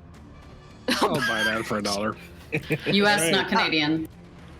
U.S. not Canadian. So the shadows in this decrepit, broken belly of the temple curl up and around Tobias, and it looks like this might be a little extra, but you know what? I'm extra. Looks like demonic bat wings. Oh, I love that. All right, so as I that's like happening, causing problems. Kato, what are you doing? I am going to use Incubus Passion on the one that is swinging blindly, who I perceive is probably a bit scared, ambushed, to amplify their emotions. So rolling charisma plus empathy against the VIA score, the victim's VIA score. Okay. What am I aiming for? You are aiming for against the, sorry, you said their VIA score? The victim's VIA score? VIA score? Oh, yes, I know. Okay, I know exactly. So that's the road score. So you'd be looking for a 5. 5? Yeah. I have 3 successes and 1. So 2 successes. All right, excellent. Number of success, duration. So 1 hour. All right, so what this does, this kindred starts screaming, even especially now he sees the wings on Tobias. His nightmares are sort of haunting him, and there's stuff going on you don't know with him also. And this just kind of makes it everything. And he screams, he drops his sword, he takes off his helmet. Tobias, you watch as he's scratching at his face, scratching at his eyes, going, no, don't touch me, and just screaming and just scratching his face. And as he kind of stumbles around, you see an opening. I'm going to say, my friend Tobias, you see an opening, and as he steps close to one of those crevices in the ground, you simply swing around with your foot and kick him right in the hip, and his legs kind of give out, and he falls to the side, and he's clinging now to the side of this hole, trying to sense at the same time, kind of screaming from all this madness and fear that's going on in there, and he's just kind of clinging to the side of this jagged hole in the ground and trying to prevent himself from falling. And it is your action. Is the one that I stabbed? He's still up. Oh yeah, he's doing all right. Yeah. Okay. I want to try and, using the claws of my feral weapon, I want to try and pierce his armor, grip it. Well, that's gonna be 2 actions. No. I I'll mean, give you it a can. You want what is it you want? Tell me what you want to do. Let me decide. The idea that I have is I want to grip him by the armor and throw him in the direction of the one who is like clinging to the ledge to see if All both right. of them can be. Go ahead. No, top. just make a brawl roll. Just make a strength plus brawl. Strength plus brawl. You got it. Do. That's 8 dice. Because I don't know if you know this about Tobias. He likes brawling. It's also strength is also like his main like sexual attribute. Yeah, that's just. I mean, I wasn't gonna go that way, but you know, I won't. I won't be upset that you did. Why not? What is just 6s again? Yeah. Okay. 2, 3, 4, 5. I got 5 with one, so 4 successes. As you go to punch him and reach out with your claws to try and pierce his chainmail, you hear in your head, "Take my gift." And as your claw reaches for him, you see that your claws are turning into these molten red, dripping like lava protrusion at the end of your fingers. And as you punch through this armor, it goes right through like butter. And you see his eyes go wide as your hand goes through. And as you're still kind of trying to process all this, you grab him and pull to try and throw him off. But you literally rip out most of his heart and part of his chest as all of it just turns to ashes and burns. And the armor is melting as you grab out and pull ahead of him. And he stands in front of you and slowly starts to disintegrate and turn to ash, his armor clanking down and piling up at your feet. And when you look at your hand, there's ash. Your claws are normal. There's ash now seeping through your fingers and dripping to the ground. My gifts are plentiful. Huh. Coming up behind you, Santiago summons tendrils of darkness from the hole beneath the man, and as, without even looking, he jumps over the hole. These tentacles come out, grab the one that is holding on the side of the jagged cliff, and pull him down into the darkness below. Good work. Thank you. Come on down. I think we're nearly there.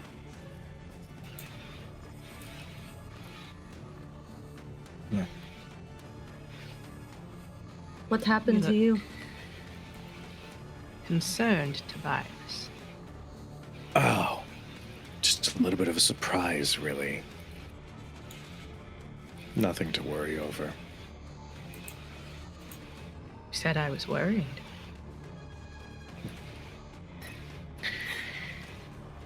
Oh, Ynes.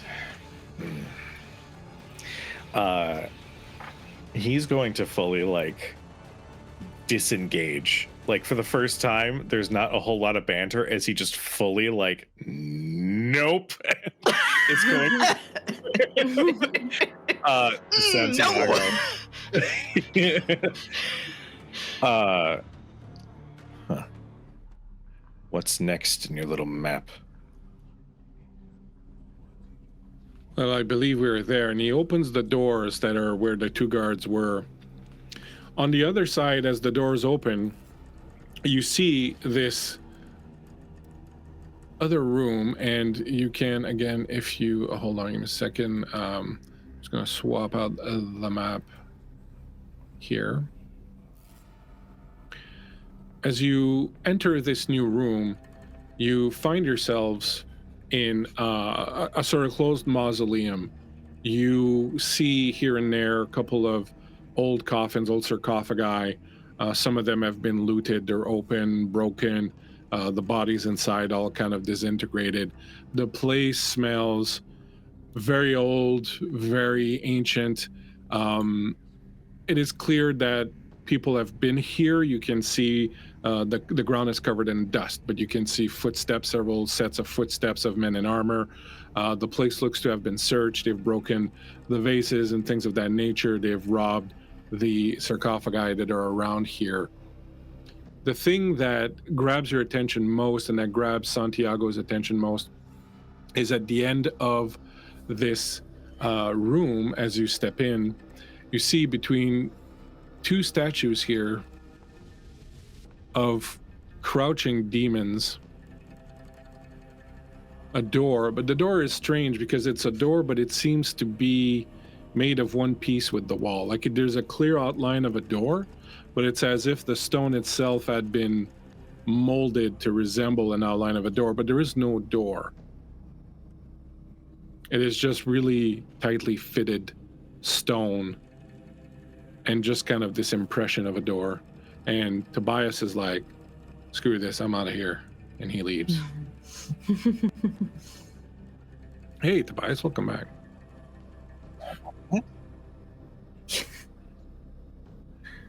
Right.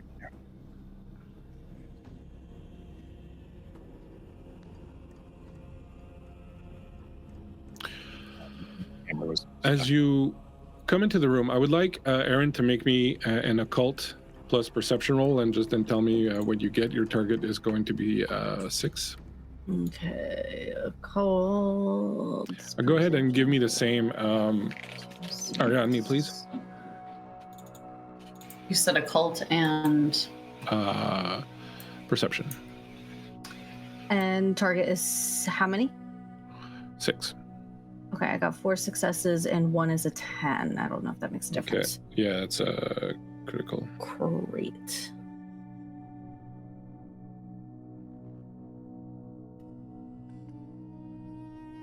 the goal was 6. Is that what you said? Yeah. 4 successes and 1 failure. On 1. Okay. As you approach this wall, Santiago goes straight for it, and he's feeling it and he's touching it, and Reyna comes up and she goes, we're not going to be able to get through that. And he says, I have a plan. And he's kind of feeling it, and he's putting his cheek to it, and you can tell he's kind of trying to feel for something. As you approach Ariadne, you feel a pull towards something that's on the other side of this sort of outline of a door. You get the sense that there is something very pure, very, very good that's on the other side of it. And that quality, that voice that usually speaks to you, you kind of find it in that feeling of whatever is on the other side of that. But it is also, it comes with a warning, basically. It comes with this idea that there is something else in there also. As you, and Erin, I haven't forgotten you or your role. It was for something that's going to happen in a little bit. Sure. Santiago turns to Ynes and goes, Ynes, this is what I have brought you here for. I understand that you have a secret passed on to you by your sire. A ritual that allows you to move from shadow to shadow. See? There is a way to unlock this door, but it is on the inside. What I would require is for you to step inside and unlock this door for us.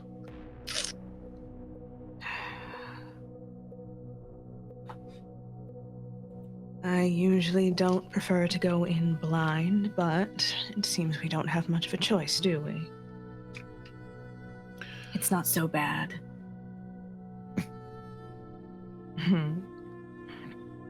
Cute. I see what you did there, because your faces.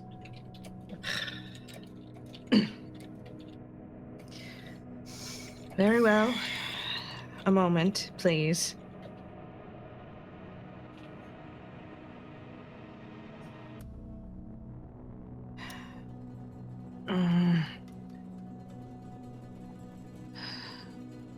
And I will step into one of the shadows left by one of the demonic statues and hope that there is something on the other side for me to step through into. Go for it. Spend your 3 blood and your willpower Mm-hmm.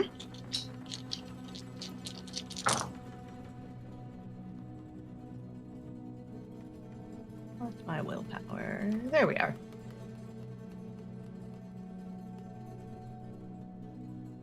Do I have a target on this? It would be 6. Okay. 6 is the base target for most things. It only goes higher when there's a specific. Great. Ooh, okay. I've got 1, 2, 3 successes. One of them is a critical, and one of the hunger dice is a critical. Excellent. There's no hunger dice in this version of Vampire. So Never mind then. it's good. Which is the reason why I played this version instead of V5, because I hate the idea that it doesn't matter how many dice you have. To be successful at something, you can botch just because your hunger dice come up fucking shit. So you Fun. no, it sucks. So you step through one of the shadows, and for a moment you find yourself suspended, as you always do in this strange world of smoky, wispy shadows. And you step out on the other side. And when you step out on the other side, you are aware that you're somewhere else, but it's completely dark. You are in complete darkness. You don't hear anything.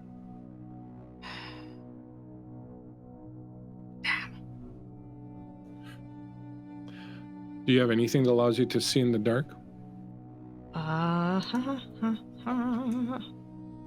I sure don't. Because I'm good at manipulation and I'm good at throwing shadows around. No, that's fine. That's fine. I would like to use Soul's Flight. Yeah, okay. So I will be rolling my intelligence plus awareness and spending my What does that do? willpower. It allows me to leave my body behind in torpor, and I am tethered to it via spiritual cord, but I can be alongside Ynes. Do you tell anyone what's happening, or you just drop? I just drop. Tobias just like catches her like what why what?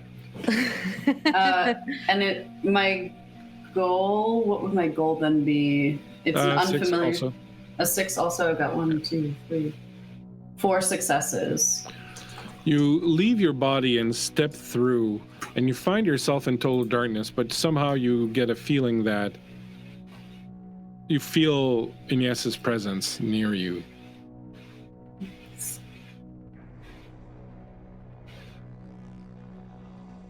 Can I speak with her? Yeah. Hello. I'm here too. Ah, Just so you're not alone. you're just full of surprises, aren't you? So I've been told. The ground under your feet as you're moving, Ynes, feels loose. Okay. Like you're stepping on parts that move.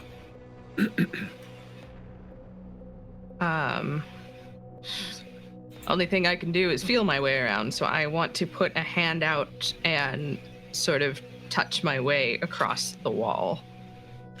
The wall feels like a very smooth stone, very cool to the touch. You follow it around and you find yourself for a while, like you hit one corner and then you turn around, you keep moving, and then you kind of stumble into something. You hit something hard that's about the height of your waist. And when you start touching that, it feels kind of like a low table maybe, or a dais or something.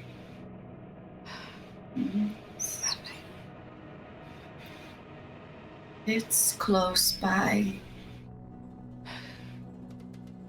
What is close by, little sprite? What we're looking for? Something very good. Lovely. I don't suppose you brought light with you, did you? Storyteller, for a little flavor, Am I emanating any kind of like soft glow? Nope, you have had on occasion the ability to do that, but now you try that and nothing happens. Still pitch black. It's not working here. What do we do? Eres una niña de las sombras. ¿Qué haces? Sí.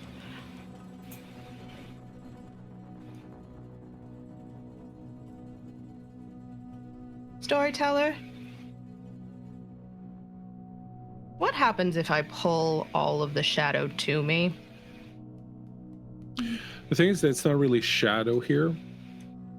There is a kind of deeper darkness that is embedded in this place.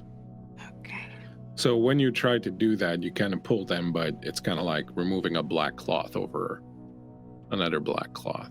Yeah, okay. Well, what is on the dais then? Absolutely nothing. There's a piece of cloth that your fingers brush and kind of falls off, but it's very smooth, very flat. And the more you touch it, the more it feels a little bit like, it's very long, like maybe 6 feet long and about 3 feet wide, made of cool stone. As you're walking around, you still feel like the floor is shifting underneath your feet, as if there would be like, something on it or whatever, but like it really feels like it's sliding around. Okay. What happens if I focus on that shifting, moving? Like, is it a latch? Is it a tile? Is it... It feels like loose tiles that are sliding side to side. We're gonna start sliding the tiles. How do you do this? Well, I'll step on the first one, and I'll shift it in one direction. So you start moving them. Sometimes it's weird because it feels like they don't move like side to side, like they move like in a circle kind of way. You move them around. You also notice, even with your boots, that they seem to have kind of different textures to them. And you move them, but sometimes like it's really hard to really kind of understand really what you're doing. You kind of move them willy-nilly for a while. And would it be possible for me to, after fussing with it a bit, to understand a pattern here? There might be the different, but like with your boots, it's very hard to tell exactly what the different textures are. You just know that there's like some of them appear to be smooth, some of them appear to have a little bit rougher kind of definition to them. Then I will get down and put my hands on them. As you get down and put your hands on them and start moving your hands, you realize some of them have little ridges, and immediately you cut yourself. And as you cut yourself, and a bit of blood wells out and drops, you see an illumination as on one of the walls in front of you, these words and these symbols begin to appear.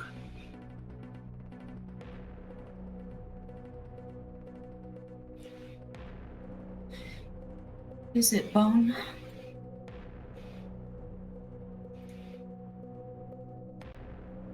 Both of you can read these notes, and if you can't read them, I will read them to you. Brother Tree, actually, you know what? I'll put the image in your chat. But it says, let me just get the image and I'll put it in the chat so you have a better view of it. I was going to say, I'm having trouble reading it. Yep. My eyesight isn't what it used to be. No, it's all right. Mine either. It's coming. What am I looking for? Scenery.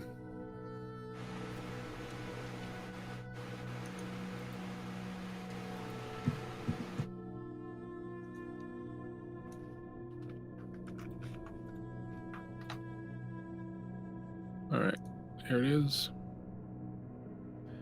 It's now in the, I put it in the vampire chat instead of the Dark Ages channel. We'll just move it right here.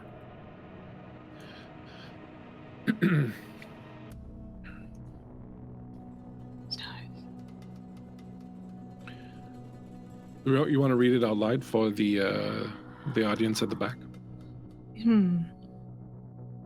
Stars and moon and sun adorn the vast firmament, whilst below the blood opens the way to a hell you shall now earn, regret and rue. It's always about the blood, isn't it? It's always been about the blood.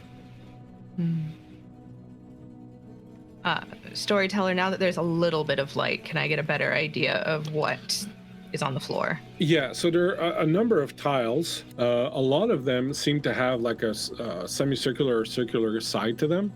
You can see that they have ridges. So like one will be flat, then another one will have a bit of a ridge, then another one will have a longer ridge, then the other one will have a longer ridge in the beginning of another ridge, and so on and so forth. And as you're determining all of this and seeing this, the image starts to fade and disappears. I will spill a few more drops of blood. You spill a few more drops of blood, the image comes back up. And it barely stays there. It disappears again.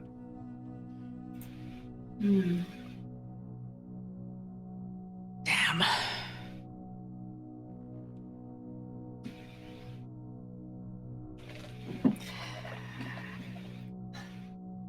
Blood is magic. The blood is precious. And I suppose nothing ventured, nothing gained. Storyteller, I would like to take a dagger out of my boot, cut my hand, and let the blood pour onto the floor. All right. Whilst you're doing that, if you want, Ariadne, I believe you have Enigma as a skill. So if you want to roll that with your wits.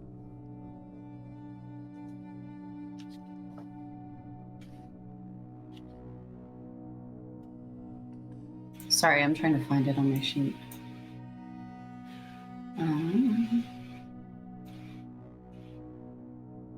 Storyteller. Hold on one second. You have 2 in Enigmas and 3 in wits. Thank you. I don't know where I couldn't find Enigma originally. Okay. It's under your knowledge skills. Thank you. All right. So roll that out for me. Your target's going to be 7. Cujo?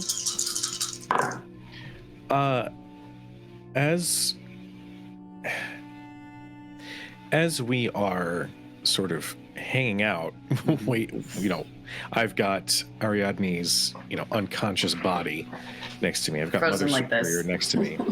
And Yeah, she's basically a corpse now.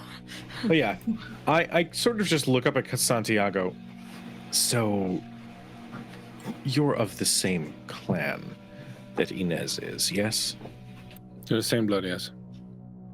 He seems very, intent. He's staring at the door. And you'd rather send her in blind than yourself? We don't all have the same abilities.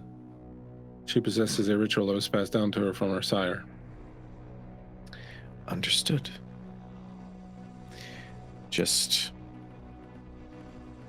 interesting. That's all. He's going to still gently hold Ariadne's unconscious body. He's not being a fucko. He's actually making sure she's good. As you're standing there holding Ariadne in your hands, you suddenly feel a breath of cold air hit you. You smell the ocean. The floor beneath your feet starts to buck, move up and down with the swell of the sea. You are standing at the head of a drakkar. You are holding on, your hand tied around a rope. There is frost in your beard. There are 30 men behind you rowing in unison. There are a number of other men preparing weapons as you are pushing through the waters, leaving behind the icy land where you come from. The ship itself has a head that is designed like that of a wolf with horns and fangs. And as you come into sight of land, one of the men comes up and goes, "Shall we land here and raid here, my lord, Jarl Tobias?" Is this a flashback, or do I have agency here? Is this The image fades as you start to question it. Okay. And the voice in your head says,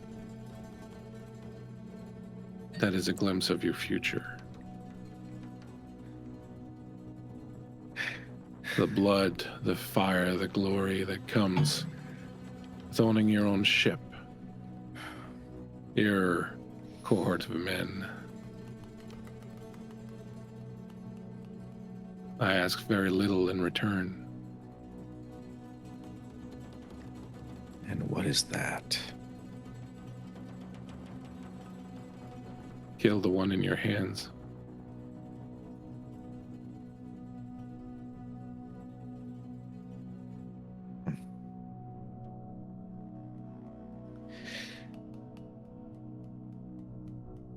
Tobias is going to take a claw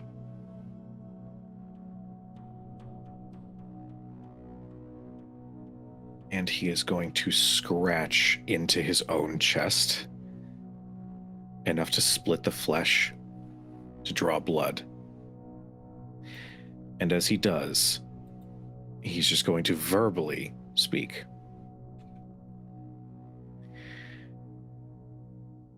My future is in my hands. I do not require aid from some voice haunting my mind to satisfy my own desires. Be gone, for you'll have no assistance from me. And he'll retract his feral claws and continue to hold Ariadne. Severa, as you are standing there, waiting to see what's going to come of all of this, you feel a presence step up to you. When you look over, you see this old man in kind of a monk's robe, in tatters. He's got a crown of white hair, no hair on top.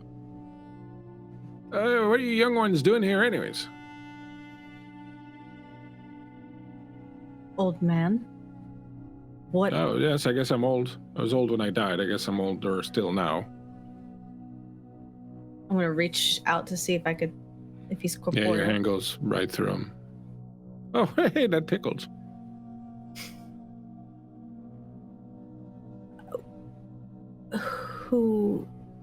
Pardon my ignorance, who are you? Antonius, have we met? No, I don't believe so. Oh, that's a shame. What are y'all doing here? I'm causing this ruckus. Some of us are trying to sleep. Oh. You're a ghost. Is that what I am? Yeah, I guess you're right. It's kind of funny. I mean, I would have thought I would have gone over to the other side. I wonder what's keeping me here. Usually it's unfinished business. Were you in the middle of something? Yeah, life is all nothing but unfinished business. I mean, do you ever finish anything? Do you ever get anything done? I remember I was working on this very important scroll that I was illuminating, and had just, line after line after line, and you just, every day. I'm sorry, we're kind of in a bit of a rush. You said a scroll.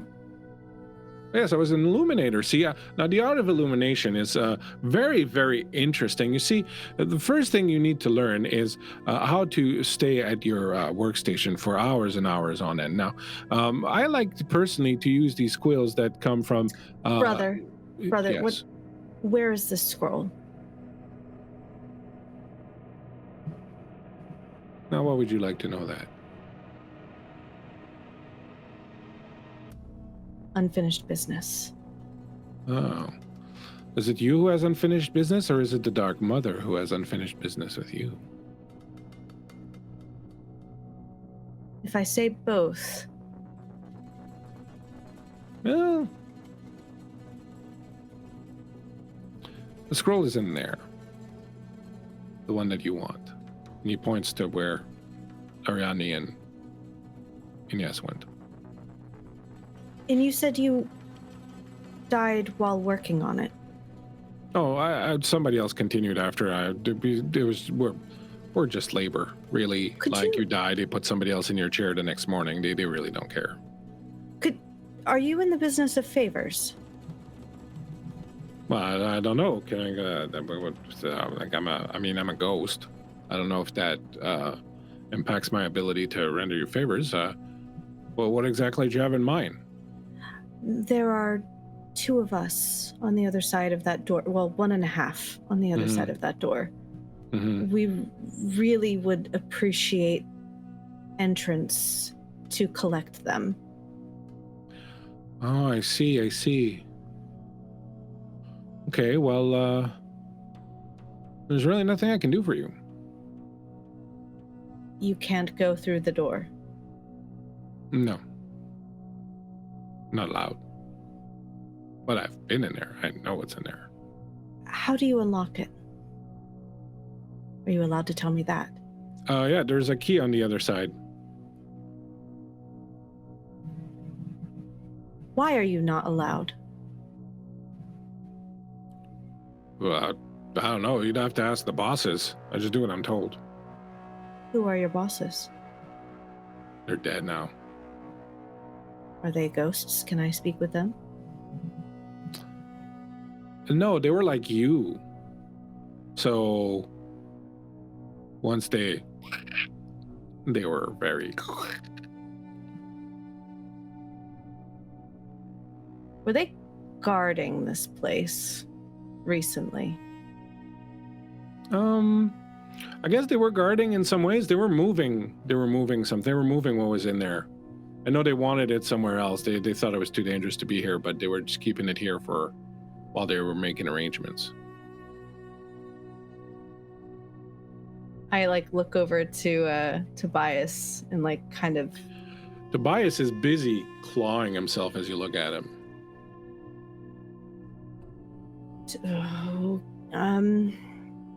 I wait to see if he's gonna infect her, and then once I realize he starts talking, I'm like, okay. It's fine.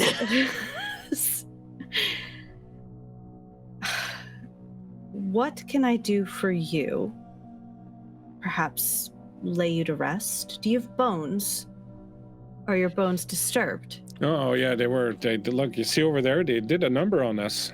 Like me and a couple of my brothers, and you can see there's a couple of tombs that have been emptied out, and the bones are just lying on the ground kind of all over the place. What if I were to lay you to rest properly? Would you... Well, if you do that, I'll tell you your secret. You'll tell me... I'm sorry, you'll tell me I'll my tell you secret. a secret. No, I'll tell you a secret. Yeah, a secret. Done. I'll get to picking them bones up. Severa's gonna walk over and kind of collect them. And she's going to say, Don't mix them up now. Oh, okay, well that answers that question. And she'll start to I'm the tall one. Oh, she very quickly compares femurs. Tobias literally just finished carving his chest, and he's gonna look over at Severa picking up bones.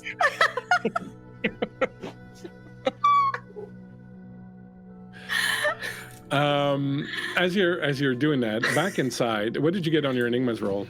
I got 2 successes. As you are looking at this message light up and kind of see what's going on with Ynes, you get this image in your head of constellations of things that, when placed in the proper order, create a celestial body. And as you're looking at this writing on the wall, you get the sense that there's something about it. There's something about the way the words are positioned that create kind of a map or create kind of a structure. And then perhaps that is the key to this. Once you figure out what the structure is, you can move even by feel because of the ridges, the various pieces on the floor and recreate whatever structure the writing on the wall suggests. Ynes, we have to put the pieces together. Stars and moon and sun and below the blood and hell.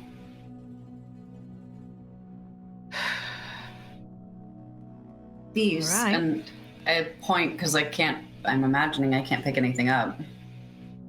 Yeah, and she can't see you either. These, the things you slipped on, we have to put them in the right order.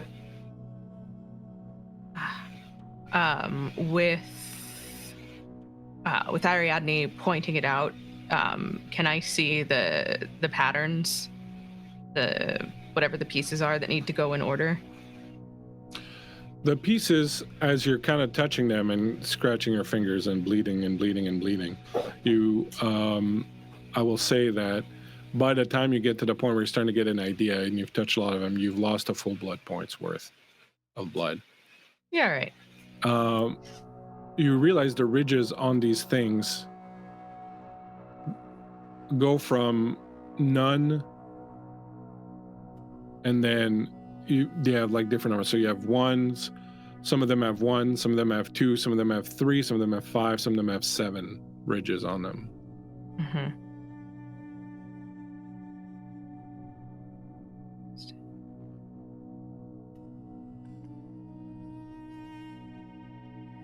Okay. Storyteller, the shape of the actual text on the wall, Mm-hmm. is it like that? Are we visually seeing it like this? Yeah. Okay. Oh. The words are placed exactly like that. Maybe that's the order we go in, this sort of diamond Pyramid. cross shape. All right. Storyteller, yeah. Am I able to move the? No, it's impossible to put them in a cross shape because most of them, if not all of them, have like a rounded edge. Okay. Can I get them in order? Like from 1 to 2 and on, so on and so Sure, forth. and when you do that, you realize that it doesn't give you any sort of really symmetrical pattern.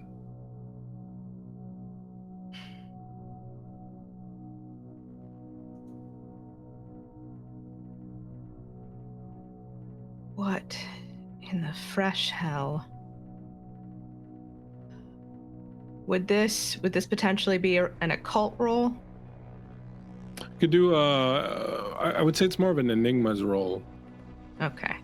Well, I don't have. I don't want to torture you too much with the puzzle. If you want to go ahead and give an enigmas roll, and do you have enigmas? I don't, but I have perception. I think you can either make just wits roll, or if you have enigmas, you can make a wits and enigmas roll. Well, I got 2 successes on my wits. 2 successes of. So if you're just 2 out of 3 ain't bad. 2 out of 3 ain't bad. So those are 7s, right? Yeah. Okay. There's something about the cadence of the words.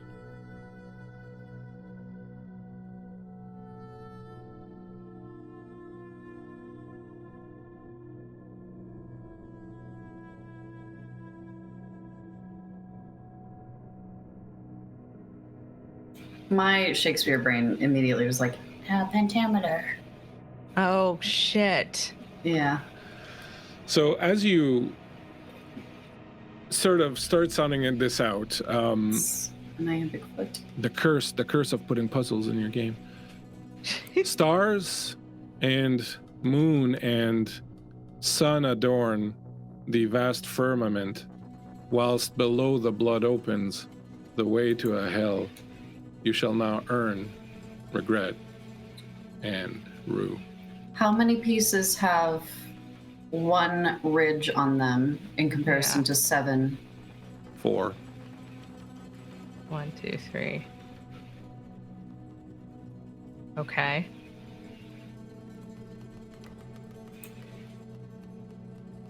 So we need to copy the pentameter. Yeah, the I am. The I am. The of I it all. am. The I am of it all. The I am of it all. Okay. So we're gonna do 1, 1, 1, 2, 3. 3. What were the numbers of ridges on there again? It was like, what were the? We had ridges 1, 2, with 3, 5, 7. 1, 2, 3, 5, 7. So it's It's the number of words. Are you sure? No. Shut up. No. Shut One. up, storyteller. Stars and moon and sun adorn the vast firmament, whilst below the blood. It is the I ams. It's the syllables. mm-hmm. Okay. 1, 1, So 2, 2, 2, 3. 1, 1, 2, 3. 2, 3. Firmament. 5. 5. It's Whilst below the blood opens. 7. That's The way to a hell is 5. 5.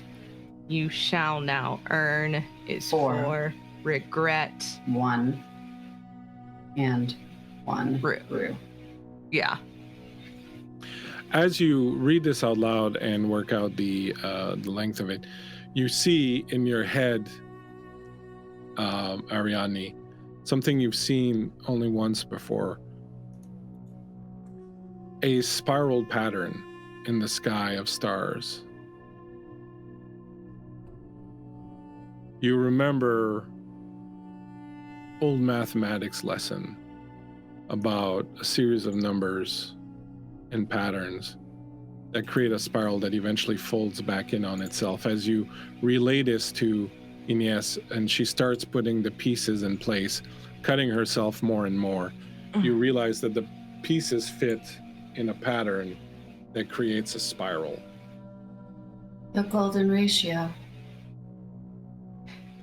And as the blood seeps into the tiles and the tile, the last one, clicks into place, all of you feel a slight trembling as the door that was fully encased in the wall starts to slowly move back in a grinding noise of stone, opening into this small chamber. And as light spills into the room, you notice that what was in the room that you were touching earlier is a sarcophagus in white stone, unadorned.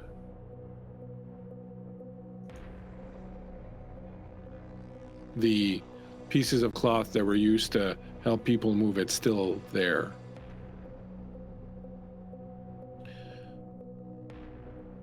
Santiago walks into the room and goes, "There it is." And you notice the only thing that is kind of different in the room, on that sarcophagus is a wooden cross with 3 nails lying flat atop the sarcophagus.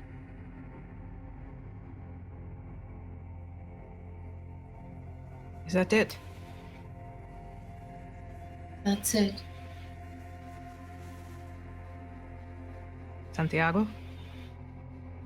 He's not even talking to him, or he's approaching. He reaches out and picks it up.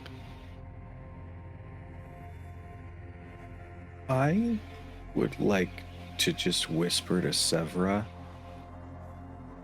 We've all heard voices while down here. and all been offered something. Santiago hasn't mentioned anything. And as you're putting the last piece of bone in the casket, Severa, the old man leans in and goes, "Thank you, very lovely of you. Here's your secret. That's not Lilith." What? The old man is gone. And you see, standing in the doorway, a woman, dark skin with a third eye open in her forehead. And she says, "Put it back."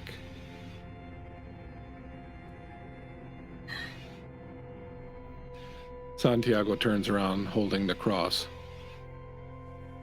And he says, "I don't believe I will." He looks at you, Tobias, and he winks, and he steps into a shadow and disappears. I immediately teleport back into my own body. Oh, you come to life in Tobias's arms. The lot of you hear a grinding noise that seems to hide laughter, and you feel the top of the sarcophagus as it starts to move, stone grinding against stone. The woman who's just come into the room, and that's the wrong picture, Miko. You need the picture of Saba. Who comes into a room, her third eye is open and is blazing light, says, "What have you done?" and moves forward and runs into the room and grabs the two of you and starts trying to pull you out of the room. "We have to leave now. We have to leave. The unnamed is coming." And she's pulling on you, both of you, to try and get you out of that room. The what? What do you do? The unnamed. I'm getting out because I'm not a huge fan of weird things coming out of sarcophagi unless it's me. You all roll initiative. Oh, that's great. Thank you. Was my dex still increased from earlier, or is that one? No, it's a different scene now. Yeah. Okay. Sorry, it's our dex plus our wit. Plus a d10. Got it. That's a 12. Ooh, that is also a 12. And for Cato's benefit, this woman, Lydia, has met her before. Saba? Yeah. Yeah, I know. I got a 16. You don't seem happy about it. I mean, I don't really like death predictions, personally. Not quite a vibe. That's a 14 for me. All right. Laura's got 14. Erin? 16. 16. Cato? 12. And Cujo? 12. All right. You see, first thing, when Santiago steps out using the power he said he didn't have because he's an asshole, Bastard. Reina seems fucking surprised. And she's like, "You fucking bastard." Oh, save your fake betrayal for later. And Erin, you get to go first. What would you like to do? You get a sense as the sarcophagus, the stone is grinding. You get back that image that you saw earlier of the three coming out of the well, and you now realize that the emanation, the feeling you're getting, is absolutely not that of the Dark Mother. It is a foul, corrupt essence that is seeping out of that well. Does it feel like, though, like a demon in that it will go against my path of the making if I reject its advances? It's a good question. Or abandoning a thing because it's ugly or frightening? I created a whole entire contradiction with Severa. Mm-hmm. Fun times. Fun times. Or does it seem like more corrupt than that? It absolutely feels more corrupt than that. Like, and here's your answer. Mm-hmm. It is incredibly seductive and beautiful.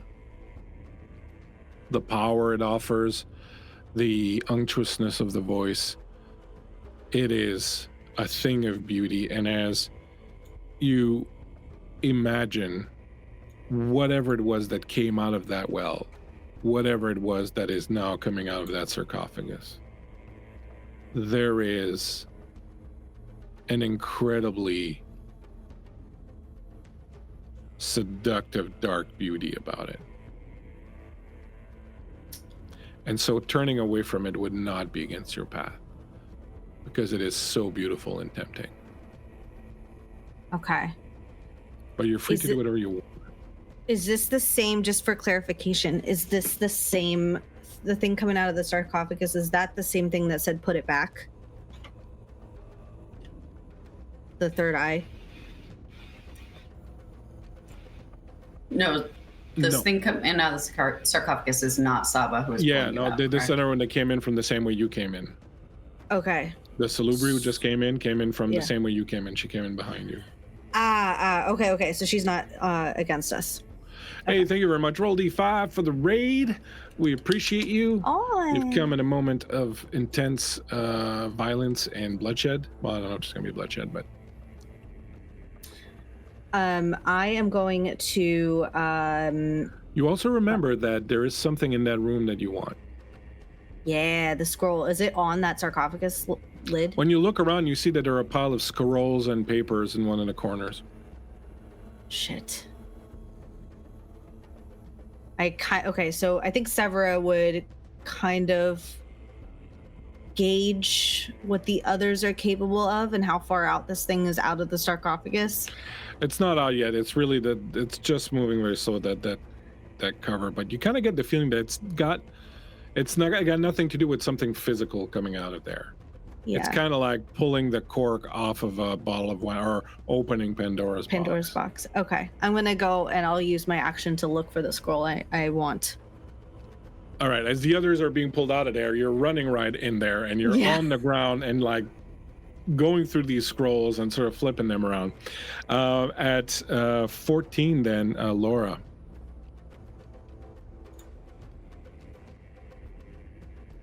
You are muted. How far is this unknown Salubri pulling us back? Like, are we just fully backpedaling out of there? No, I would say you're just outside the door of the room that you just opened up. Basically, you're still in the kind of the main room. You're just out of the tomb. Okay. I'm just gonna look at the Salubri. What in the hell is that?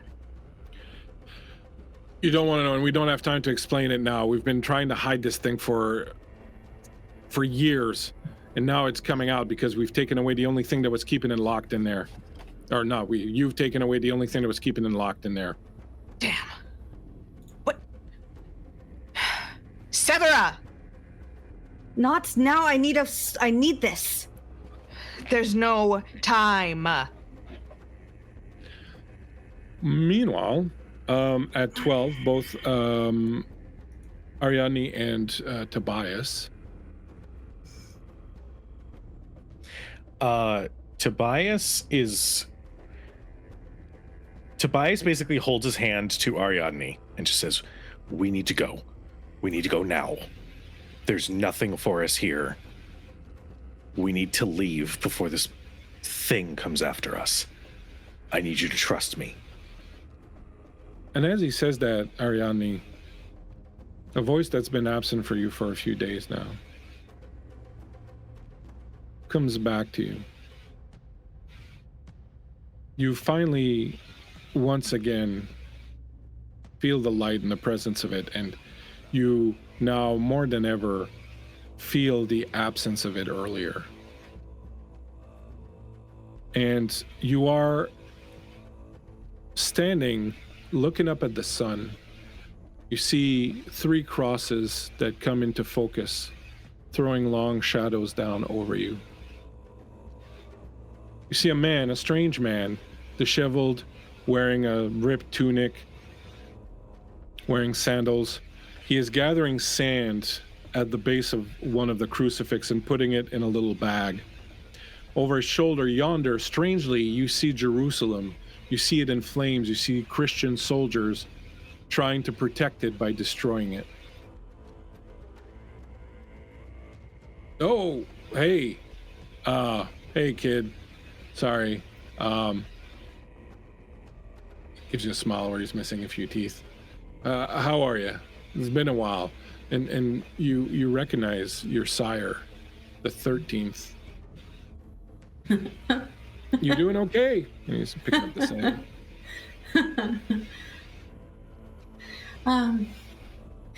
There's something really bad coming out, and I think it might destroy the world. He looks at you. His eyes are wild and brilliant, and they speak of demons and fear and knowledge beyond understanding. And he looks at you and he says, well, isn't that always the case? Yeah. I find like it's always one apocalypse after the other. It's getting fucking annoying. But I think this one might be a really, really bad one.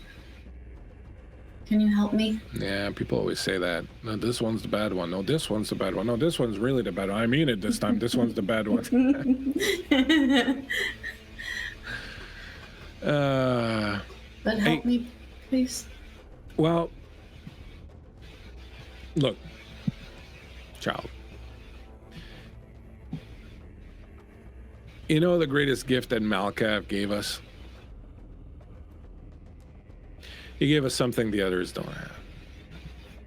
He gave us the ability to know that reality is no match for what we believe in. That's our secret, eh?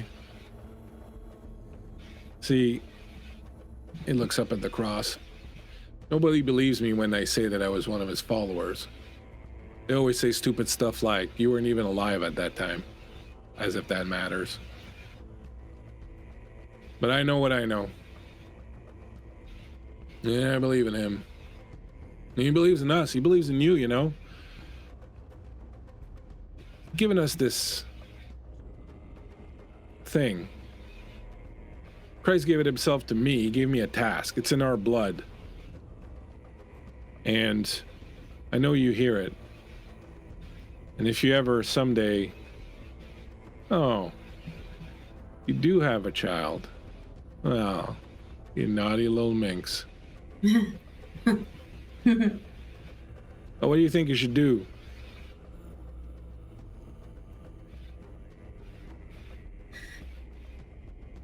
Well, I believe I could try and stop it. Come up here. And he brings you up to the cross and he puts his hand on it and you can see the wood is old and stained with blood and pain.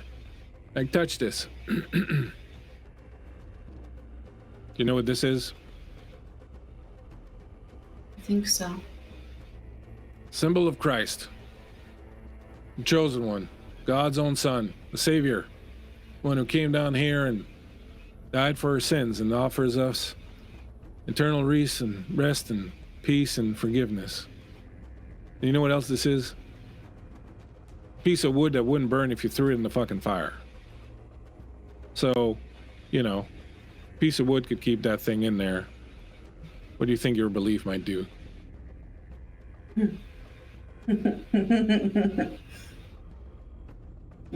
Now, I don't know much. I'm just a guy with a bag of sand, and he flips the bag over his shoulder.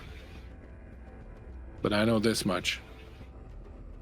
However much you think you know Christ, and you believe in him,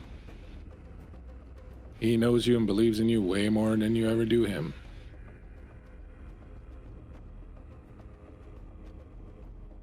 Thank you. Yeah, kid. See you around. I'm gonna go sell this sand to some freaking tourists. He walks down the hill.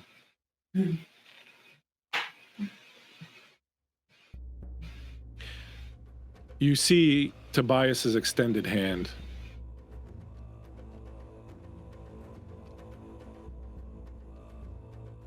Take it. And I flip it. And I kiss the top of it.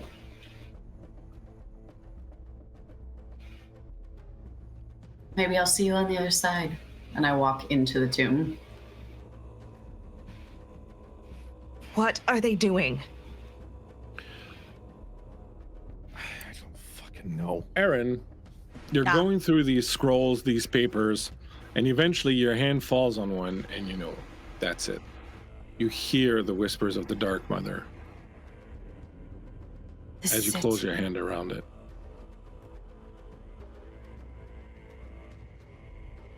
I'd like shoot straight up and like whip around. You whip around, and as you start heading out, you see Ariadne out of the corner of your eye, standing next to the tomb.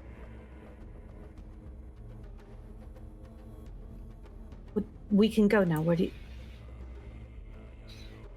No, sister. You can go now. I don't understand. What are you doing? It's all going to be fine. It's part of the plan. What plan? Nah. I can't tell you that, can I? Go. And thank you. Tobias, you see Severa is just like a few feet ahead of you with her back turned to you, talking to Ariadne. He is going to run in, grab, and go. And just say, kick its ass, I guess. And just like turn and try to get everybody to start moving so we can get the hell out. I'll go unwillingly. I imagine in this moment, even with my fortitude, that Tobias is probably a lot more determined and stronger. So like I would have reached out and grabbed my sister's hand and like tried to kiss it, but like just barely missed and maybe just like scratched on my way and just like almost desperately clung to like the skin cells left behind under my nails. The three of you, or four with Reyna, step back. The tomb continues to open. What do you do, Ariadne? As it continues to open, I stand there and wait until it is just open enough that I climb inside. And as she does, you see this strange hand. It is a humanoid hand, but it looks like it has these little square of metallic skin covering it. This hand reaches out to embrace Ariadne, pulls her into the tomb.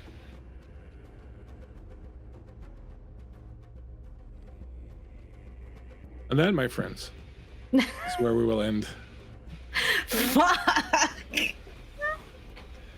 tonight's session of the True Cross. Yeah, okay. What a bitch.